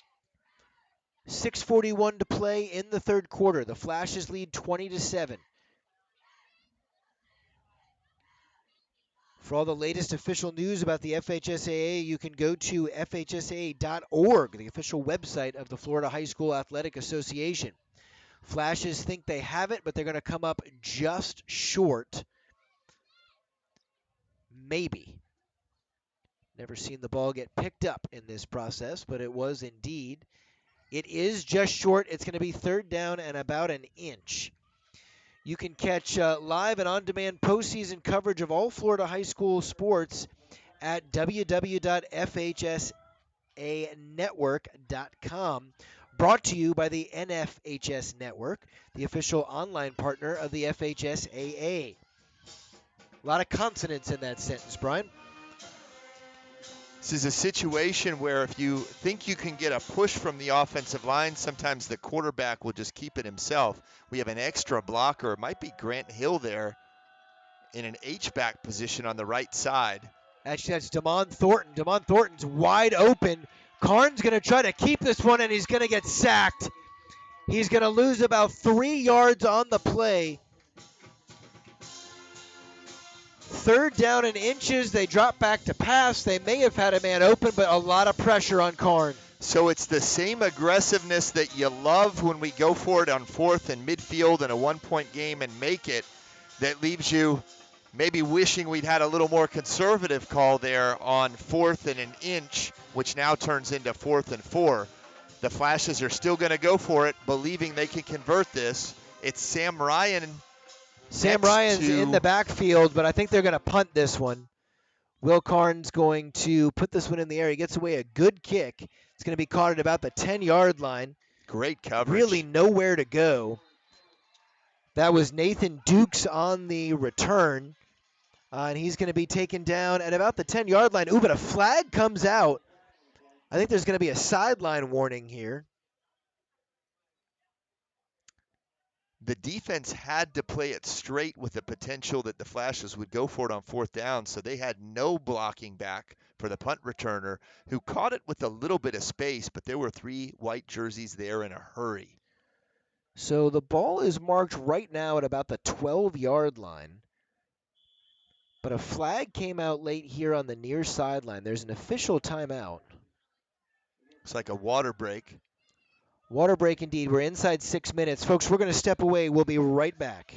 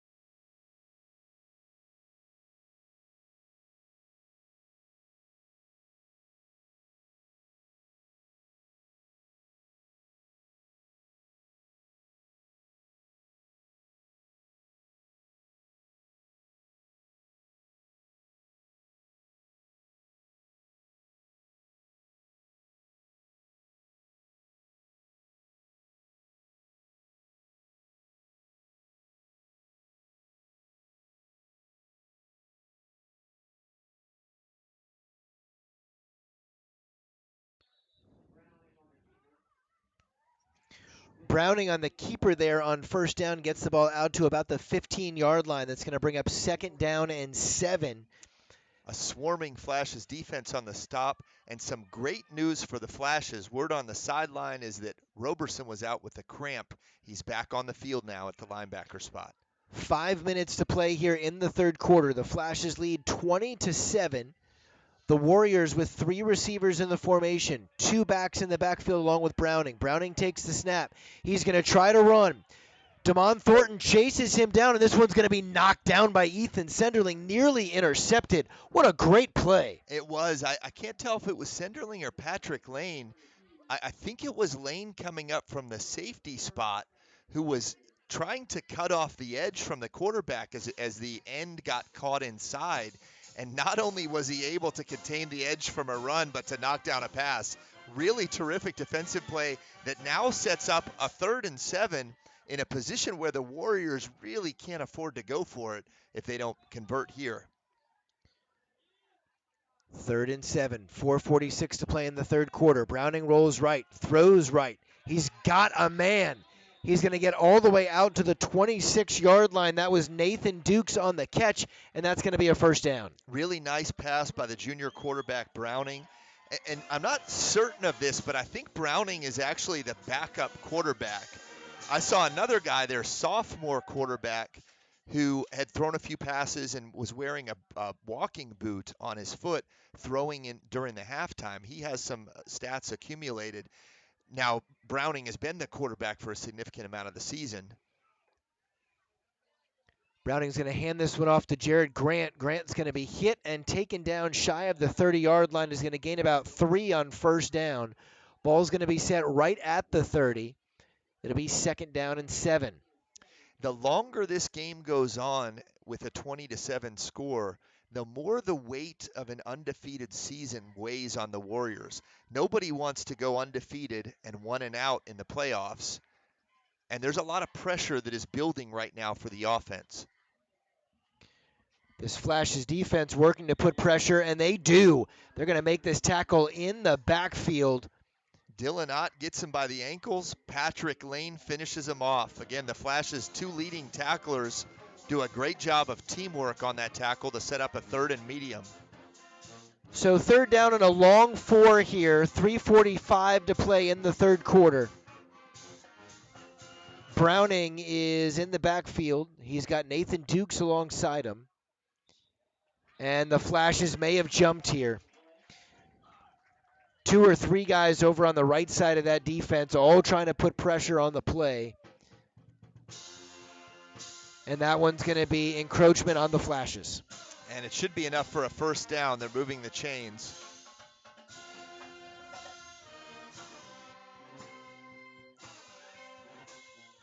You got to remember here, Todd, that the offensive line has been on the field a lot playing defense.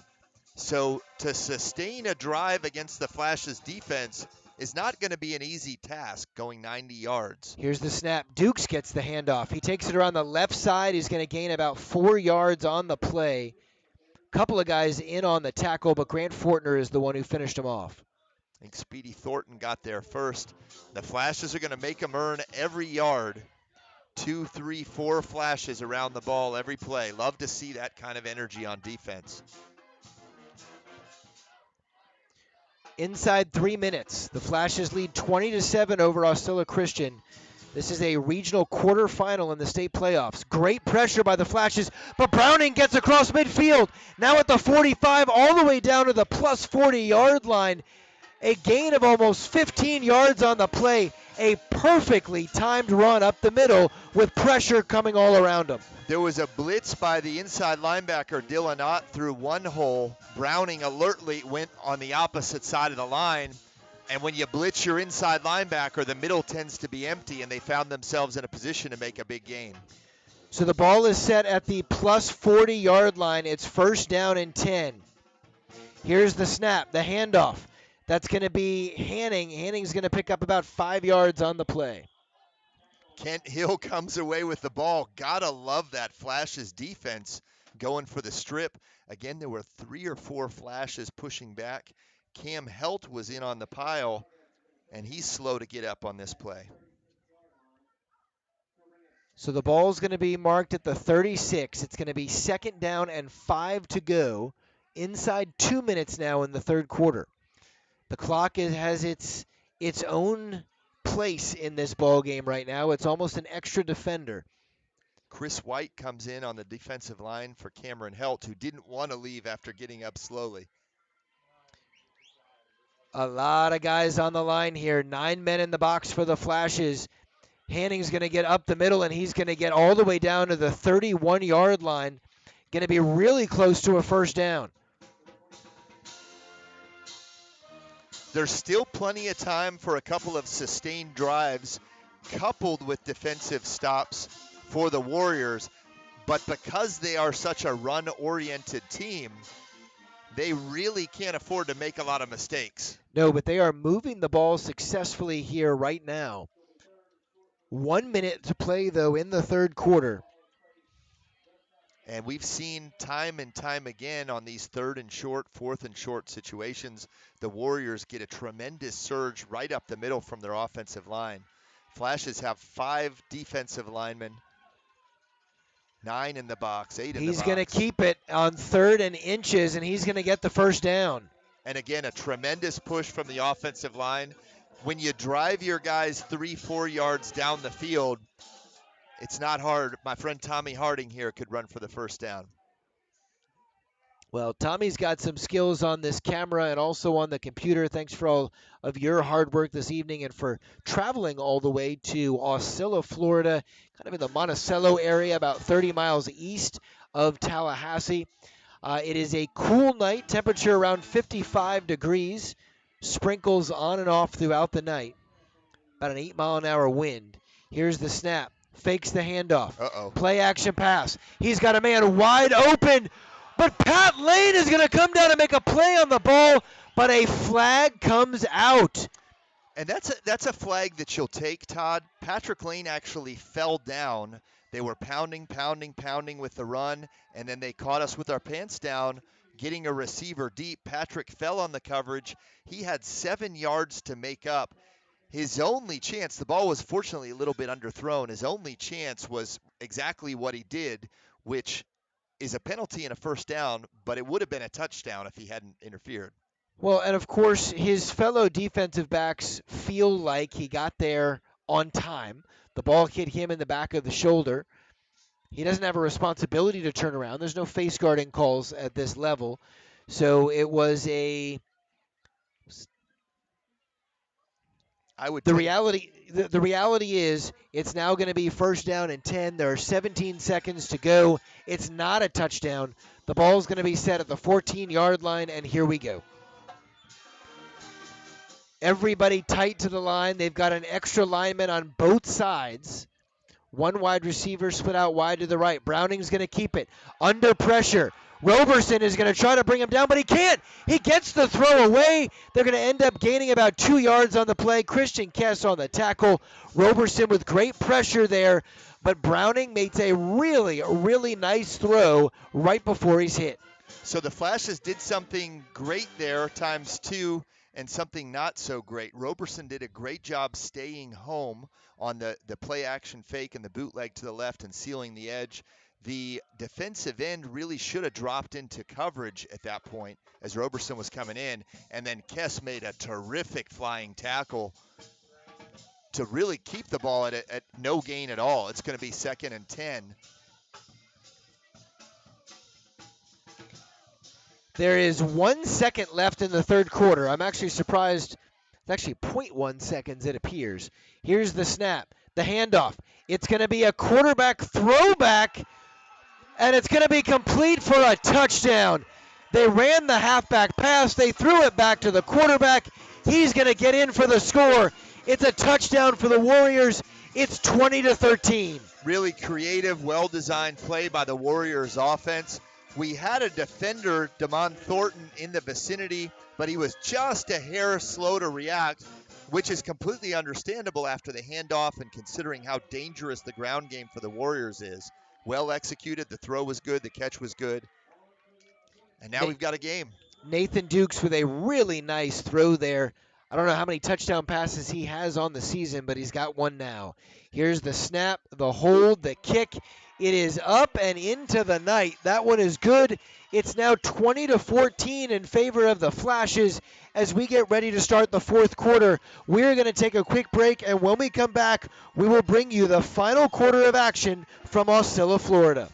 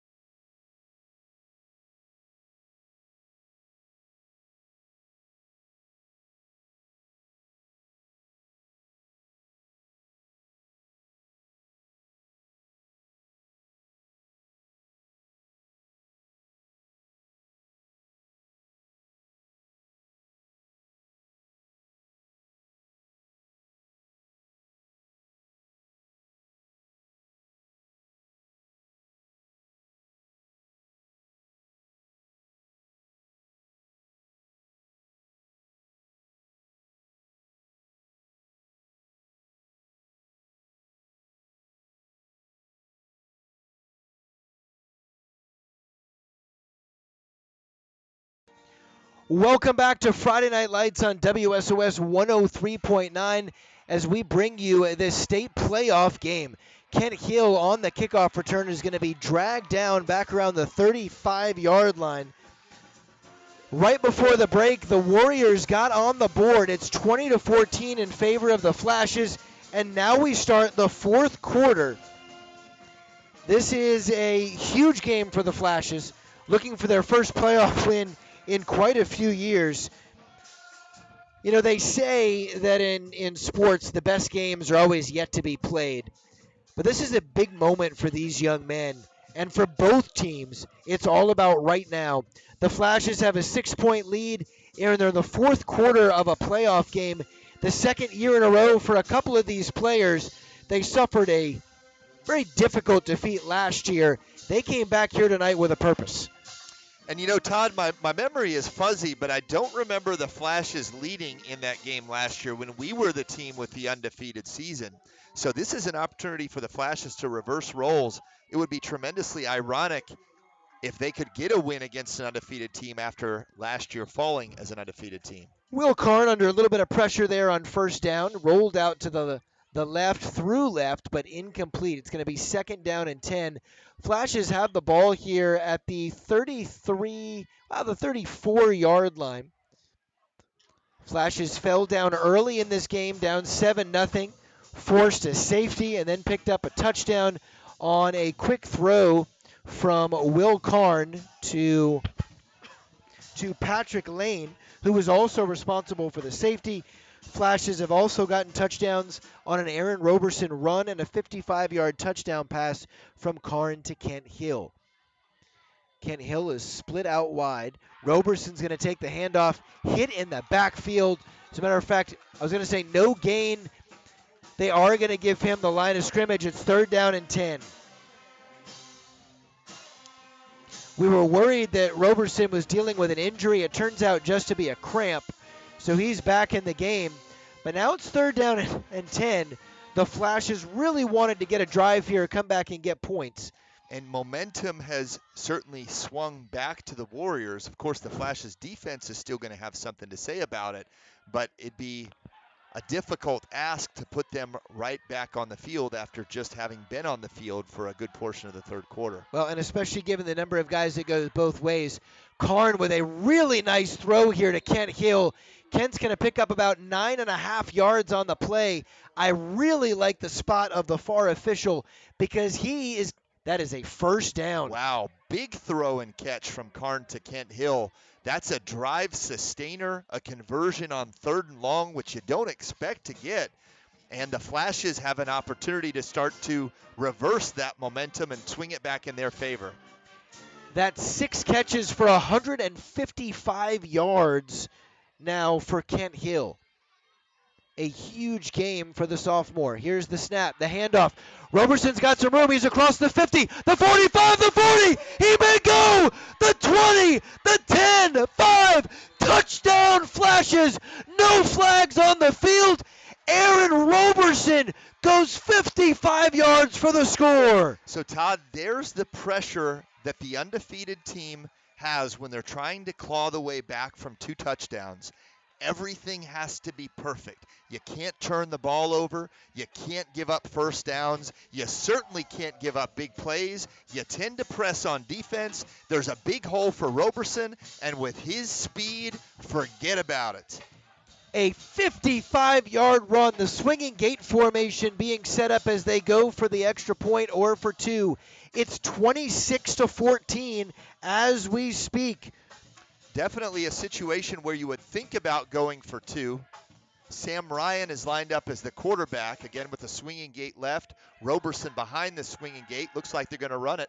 He has run this one in before. He's going to hand this one off. Christian Kess is going to throw it, and he's got Ken Hill. What a creative play. Christian Kess, he's celebrating like he just won the game. He super happy for both of them. They ran a little pitch play. Kess tried to sprint to the corner, stopped, pulled up, threw it to Kent Hill. That was a lot of fun.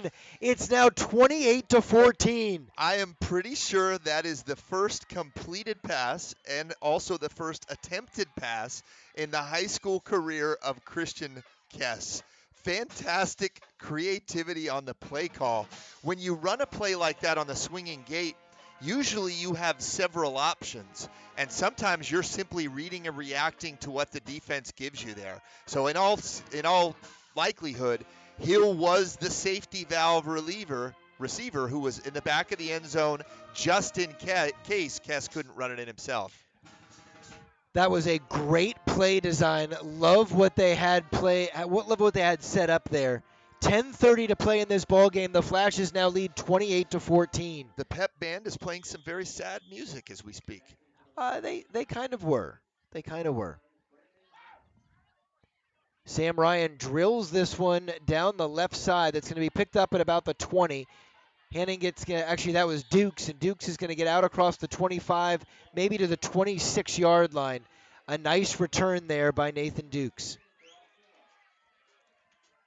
Great placement on the kick by Sam Ryan, dropping it in front of the deep receiver to where it had to bounce, giving the Flashes coverage team an opportunity to get there. And this is some of the worst starting field position that the Warriors have had all day. So with 10:26 to play, the Flashes have a 2-touchdown lead. That 2-point conversion kind of gets them back on schedule. Here's the snap, the handoff. Grant's going to get taken down in the backfield. He's going to lose about a yard on the play. The Flashes defense really comes up big on first down. It's going to be 2nd down and 10. And I'm not sure if it was a tackle or just a trip. Roberson was in the vicinity, but I really didn't see a flash that had significant contact with the running back there. Either way, we'll take it, and the clock continues to run. Now we're under 10 minutes with a 2-touchdown lead. 3 wide receivers split out to the left, 1 to the right. Warriors moving from right to left, although right now they're moving backwards. It's a loss of 4 on the play. The Flashes defense comes up big. Aaron Roberson looked to be the man who made the tackle in the backfield. 9:35 to play in the ball game. It's going to be 3rd down and 11.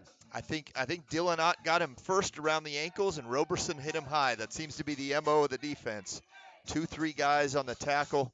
They're giving each other low fives out there, and now it's 3rd and 12. Favorable position for the Flashes defense. Here's the snap. Browning rolls to his left, fires. This one is going to be knocked away. That was Pat Lane on the play. Boy, Patrick Lane has been all over the field tonight, making play after play after play. And here we are, Todd, 4th and 11, 9 minutes left, a 14-point game. It's awfully tough to call a punt here, but they've got a punter lined up. It is indeed. They've already faked once today, but that was on a 4th and short. They run another man out onto the field.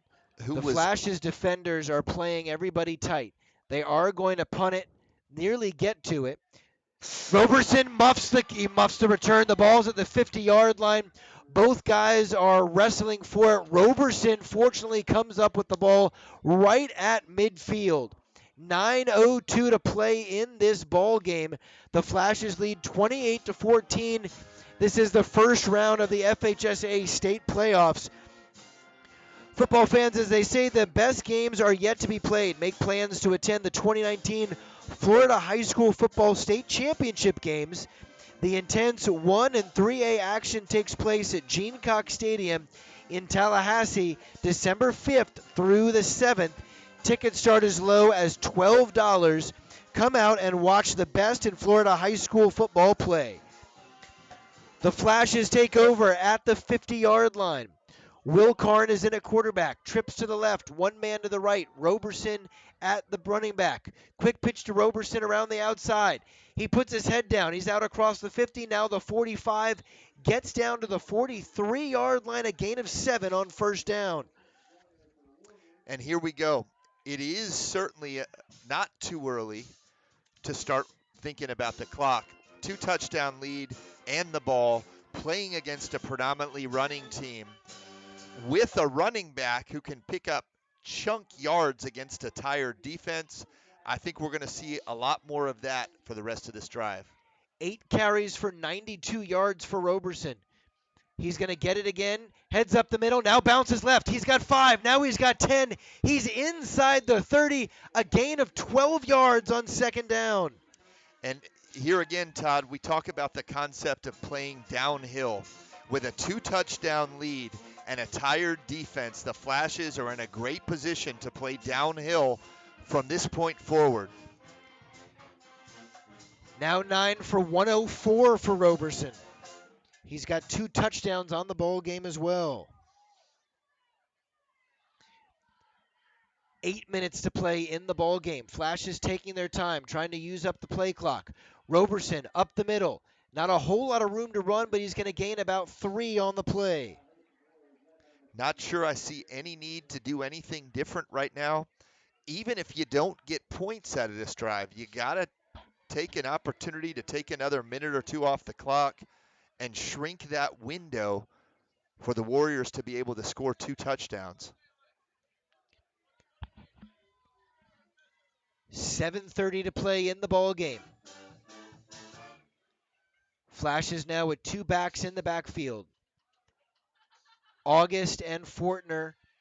But this one's going to be a run up the middle. That's going to be I think it's Senderling. Ethan Senderling. He's going to pick up about 3 yards on the play. A little surprised we're not seeing Sam Ryan back there in the quarterback position. Sam is, again, a little more of a running threat than Will Karn. So with Sam Ryan and a couple backs in the backfield, there's 3 players you'd have to defend instead of 2. Inside 7 minutes to play now. The Greatest Showman being played by the FSU pep band here, who's joined us for this state playoff game. Flashes taking their time, letting the play clock tick down. 6:40 to play in the ball game now. Here's the snap. Fakes the handoff to Roberson. He's going to throw it. He's got a man downfield. Oh, in and out of the hands. Grant Fortner had to jump to catch that one. A nice play by the defender. That was Nathan Dukes. Flash's offense continues to be extremely aggressive. Again, I think they're all feeling that rhythm. Coach Newhouse believes that throwing on a play when the defense is expecting run, that we're going to convert that. And no complaints tonight on the way the Flash's offense have played. They've been really dynamic and have been effective passing the ball and in the second half running as well. 6:33 to play in the ball game. 28-14 lead for the Flashes. They are set up for a field goal here. It would be a 41-yard field goal if he can get it. Here's the snap, the hold. Sam Ryan with the kick. It is going to be no good. No good. That is a long field goal. He's hit a 44-yarder this year, though, so that was within his range, but that one was just a little bit short. I think Sam had to hurry the kick a little bit. We have had some problems with the kicking game for much shorter kicks tonight. My worry there was not so much about Sam and the distance on his leg as the offensive line's ability to sustain that rush when points are at a premium right now. Still, it's a worthwhile chance to take. If they convert the field goal, they're up by 3 scores and the game is pretty much put away. They miss the field goal and the ball goes to the 19-yard line, which is still a long field to defend. So not a whole lot lost by going for the field goal there. 6 minutes, 33 seconds to play, which is not a lot of time for a run-heavy offense. Browning rolls out, throws. This one is going to be incomplete. He had an open receiver, at least relatively so. That was Hunter Hughes, one of the leading receivers for the Warriors, but he's yet to make a catch tonight.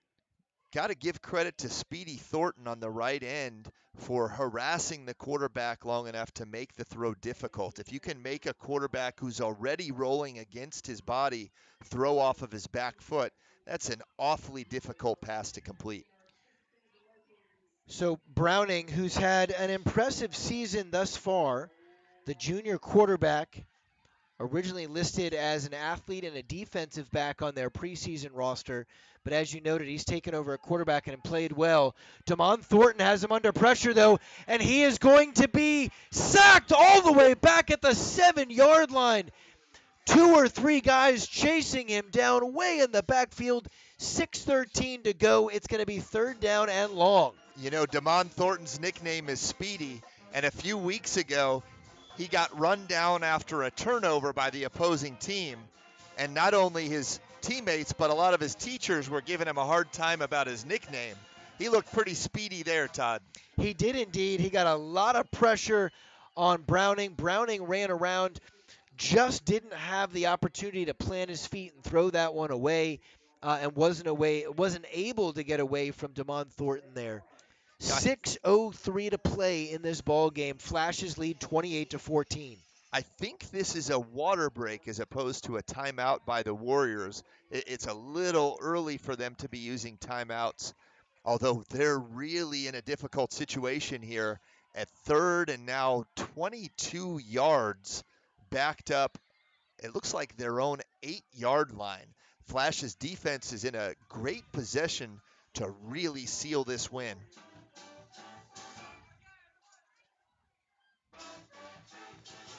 The pep band keeps things going. The Flash's defense now, they've got the Warriors pinned back inside the 10-yard line. It's 3rd down and 20 plus. We'll say about 23 right now.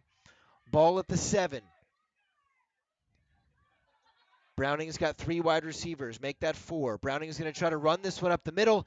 He's going to be taken down after a short gain. He gets out to about the 11-yard line. It's going to be 4th down and 19. Chris White was one of about 3 or 4 flashes on the tackle, and those were punishing tackles. He's having to earn every yard, and at 4th and 20, they've got no choice but to go for it. Very, very favorable situation for the Flashes with now 5 minutes, 30 seconds and counting, and a huddle by the Warriors. 4th down and 19. This is a huge play on both sides. 5:20 to play in this ball game. Browning flips the ball in his hands. He's under pressure. Fires this one deep downfield. He's got a man. That one is going to be knocked away by Grant Fortner. The receiver had gotten behind the defense, but Fortner saves the day. Dylan Ott was in on a linebacker blitz there and managed to not only contain the outside, but get a hand up just as Browning was throwing the ball. And I think that influenced the throw and hung it up just enough for Grant Fortner to be able to defend. Todd, when we were leaving Mass today, we had an early Mass because of the travel. And as the priest was headed out, he wished us luck. And Coach Tidwell said to him, "We'll see you next Friday, same time." I think Coach's words may have proved prophetic. Well, still 5+ minutes to go in this ball game, 5:11 to be exact. But the Flashes are now going to take over at the 11-yard line of the Warriors. Roberson bouncing around in the backfield. Senderling joins him next to Will Karn. August and Kramer split out to the right. Hill to the left. The throw is to Hill. Touchdown, Kent Hill. But there's a flag on the play. And it's There going to is be a on the flag on the Flashes. play. This one may be coming back. Kent Hill celebrating in the end zone. It may be an 11-yard touchdown pass. Might be an offsides. Nope. Nope, a motion penalty against the Flashes. This one's going to come back. All right, I know we're not supposed to criticize the refs, but Nope. if you're going to call a false start, don't do it with your hands resting on your hips before you make the call. It did appear as if there might have been an encroachment penalty, but the ball's now being spotted at the 15-yard line. It's going to be first down and 15 from there. Actually, first down and about 14. It looks like the Flashes could get a first down inside the 1-yard line. Shout out to Johnny Nines, who drove almost 4 hours to St. Augustine to watch this game on TV. He's actually a Seminole fan, but didn't want anything to do with anything near Tallahassee. 4 wide receivers in the formation for the Flashes. Throw the slant to Kent Hill, and Kent's got it. He's going to be down to the 5-yard line, a gain of 10. The Flashes are not taking their foot off the gas pedal. You can feel it, Todd. And right now, I know we don't want to jinx anything, but with the clock under 5 minutes and counting, and it looks like the Flashes are looking good to get points, why not continue some of this momentum and some of this rhythm from the offense into next week? Kent Hill, 7 catches for 165 yards. Roberson goes up the middle. He spins at the 1-yard line. He's in for the score. Touchdown, Flashes. Wow.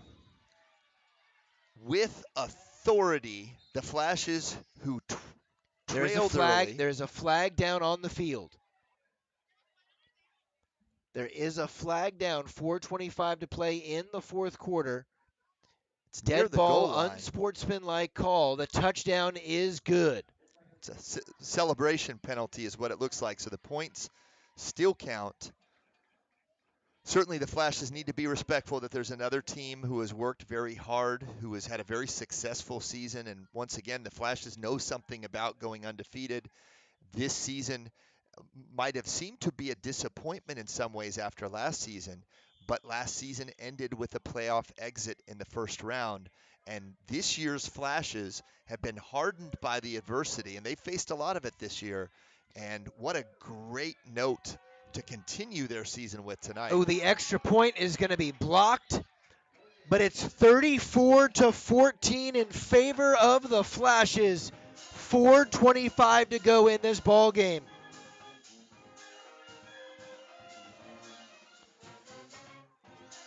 A 20-point lead is almost insurmountable with 4:29 left on the clock. And once again, our run-heavy offense. And the Flashes have shown an ability to rush the quarterback when they have thrown. They'd have to get a combination of luck, big plays, and the Flashes falling asleep on defense. The Flashes tonight have given up one long touchdown drive and otherwise have been stellar on defense. Things are looking good for Flash Nation right now.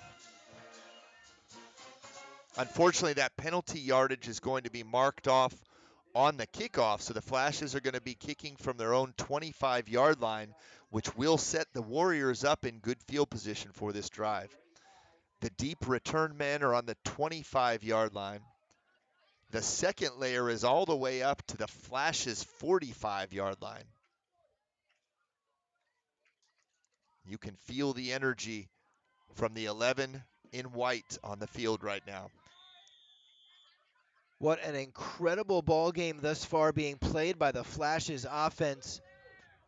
Big kick by Sam Ryan. This one's going to go over the heads of the return man all the way down inside the 5-yard line. That's Nathan Dukes on the return. He's going to run a man over at the 20-yard line, gets out to about the 21, and the Warriors will take over down 20 with 4:23 to play. And Sam Ryan seems to be good for one or two of those big kicks every Hey, game. he's good for it every time. But Brandon Tidwell, head coach Brandon Tidwell, who we haven't talked about enough tonight, loves to play the game with the onside kicks and some of those middle pooch kicks. But really has done a great job. He, along with offensive coordinator Brian Newhouse, have really prepared this team well for tonight. Up 20 now with 4:23 to play in this ball game. This defense ready to make a couple of plays. Browning says we're not done yet. Oh, but he's going to be sacked all the way back at the 7-yard line. He may have had a man open, but no time to throw. Kent Hill with the sack. Terrific sack by Ken Hill. There were 4 white jerseys chasing Browning down. So you're right, Todd. An open man doesn't make much difference if you don't have time to set your feet and throw. As you said, Coach Tidwell has not only done a terrific job with the X's and O's, but just the mental preparation, building resilience in these young men, character traits that are going to benefit them for the rest of their lives. How to respond to disappointment, to setbacks, to adversity, to injuries. They faced a lot of challenges, and here they are about to make history. Browning on the keeper, gets out across the 15-yard line, picks up about 7 yards on second down. That's going to make it 3rd down and 15. And we'll give you 7 3:27 yards. to play. We'll give you 7 yards every play at this point with the clock continuing to run under 3:30. Surprisingly, the Warriors are not exactly in a huddle, but they're not in a hurry up either. Play being called from the sideline, and the clock has stopped. Had an official's timeout on the field. I want to remind you that rights to this broadcast of this regional quarterfinal game in the FHSAA 2A football championships have been granted to WSOS 103.9 and the Flashes Digital Network by the Florida High School Athletic Association and is intended solely for the enjoyment of our listening and viewing audience. Any broadcast or retransmission or other use of this broadcast or telecast without the express written consent of the FHSAA is strictly prohibited. Browning rolls back. Sends to the right, puts this one up in the air. That one is going to be intercepted. Grant Fortner comes up with the pick. No, I think it was a catch, Todd. I think it's a completed pass. That is less exciting for the Flashes. The way Grant Fortner slid, it looked like he had a beeline on that ball. But I think you are right. It is a completed pass for the Warriors. The ball's at the 30-yard line. 2:35 to play in the ball game. Sorry for the confusion to both our viewers and our listeners. It's going to be 4th down and less than a yard for the Warriors. I think they're calling for a measurement here, which is unfortunate because the clock was continuing to run.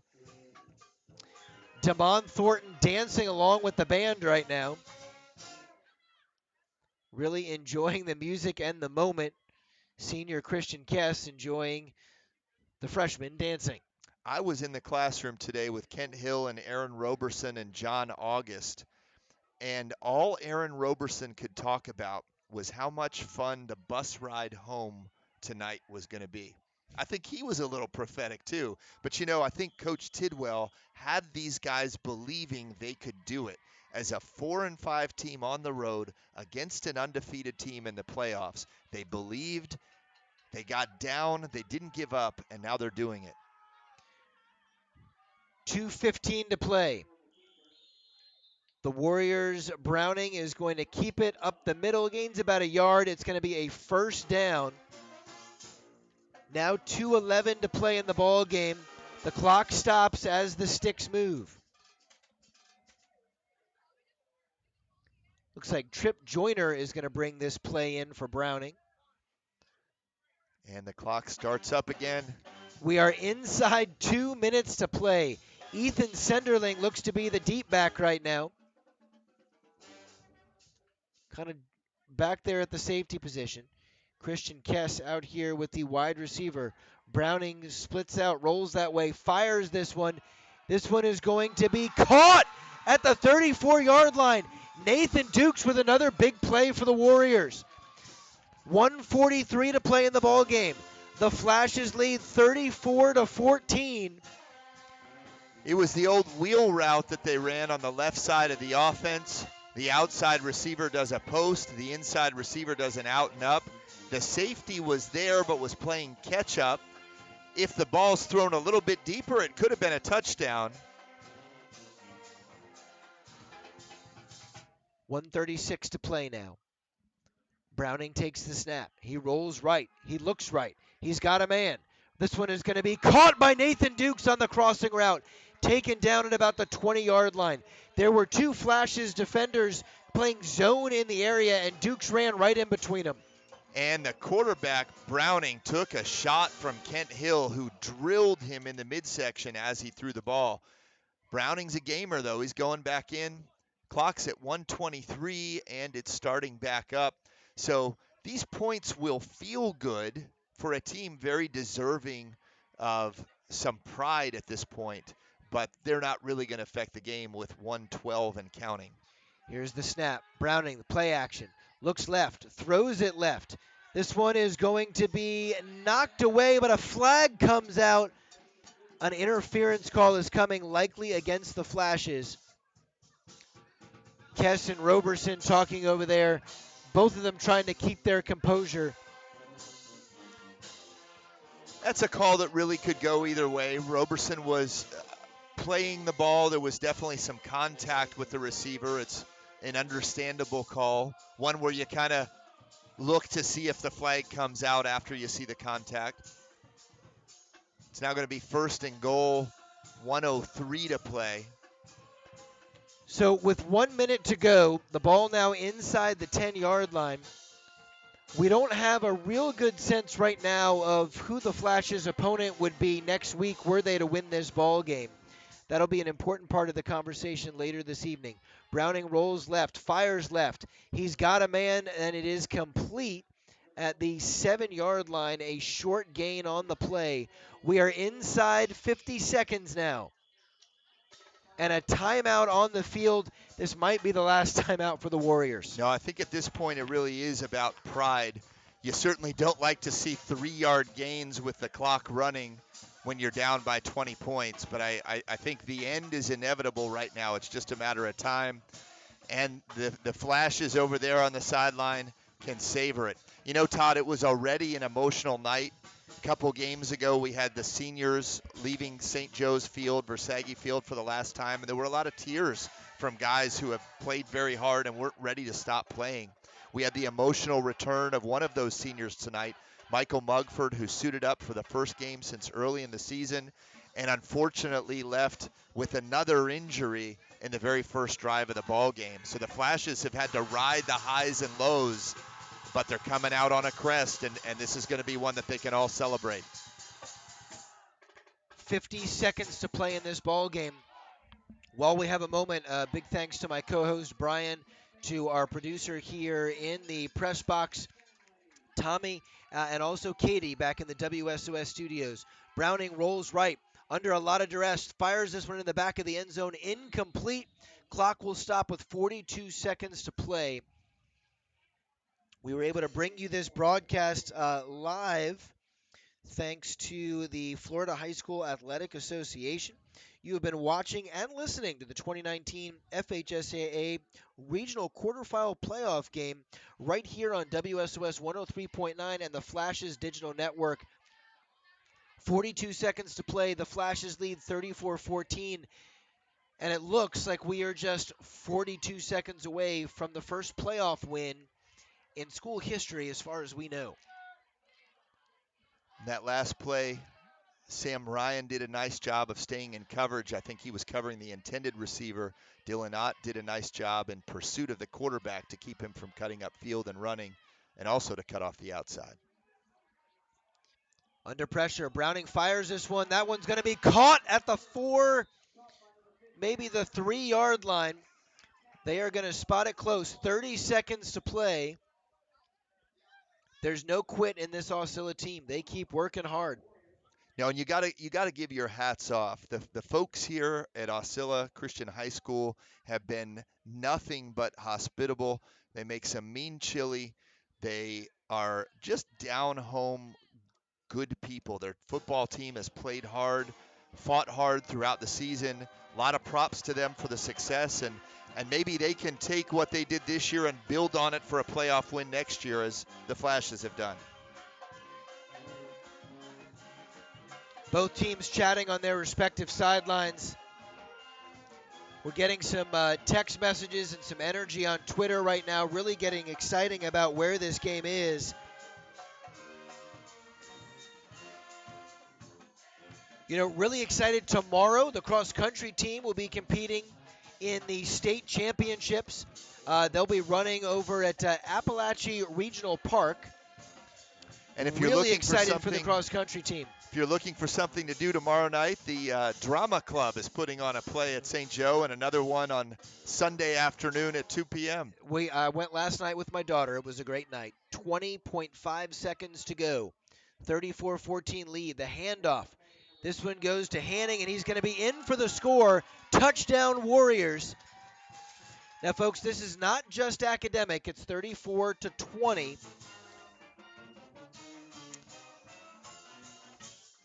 I think it's pretty academic, personally. I think even if they recover an onside kick, hit a Hail Mary, recover another onside kick, hit another Hail Mary, I'm not even sure they have enough time to do that. I'm ready to start the celebration. The pep band seems pretty peppy. They are. They enjoyed that. The home fans enjoyed that one as well. You know, for every parent who comes to a game like this and gets a chance to cheer their son on or their daughter out there cheering, it's a special moment. Every play matters. Every moment in this game matters. It's why it's such an amazing game. So glad that all of these young men and women get a chance to participate.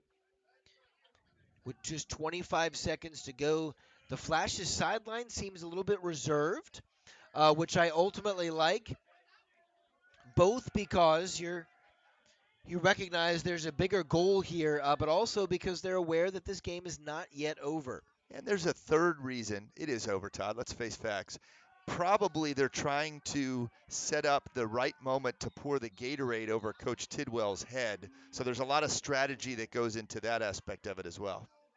It'll be a long bus ride home and a wet jacket and a wet pair of dress pants there, so we'll have to see what happens. Knowing Coach Tidwell, he probably brought a change of clothes anticipating the victory. Actually, knowing Coach Tidwell, he specifically did not, and he will wear that Gatorade all the way home should that moment come. The snap, the hold, the kick, and the extra point is no good. 34-20 is the score. Onside kick is coming. The Flashes need to make a play to secure the victory. Big thanks to Corporal G11. Not only supports our students every single day on campus, but has been enjoying this broadcast. Thrilled to have him along with us in any number of ways. Well, I tell you what, the leader of the pep band is very peppy. They are doing a nice job over there on the sidelines.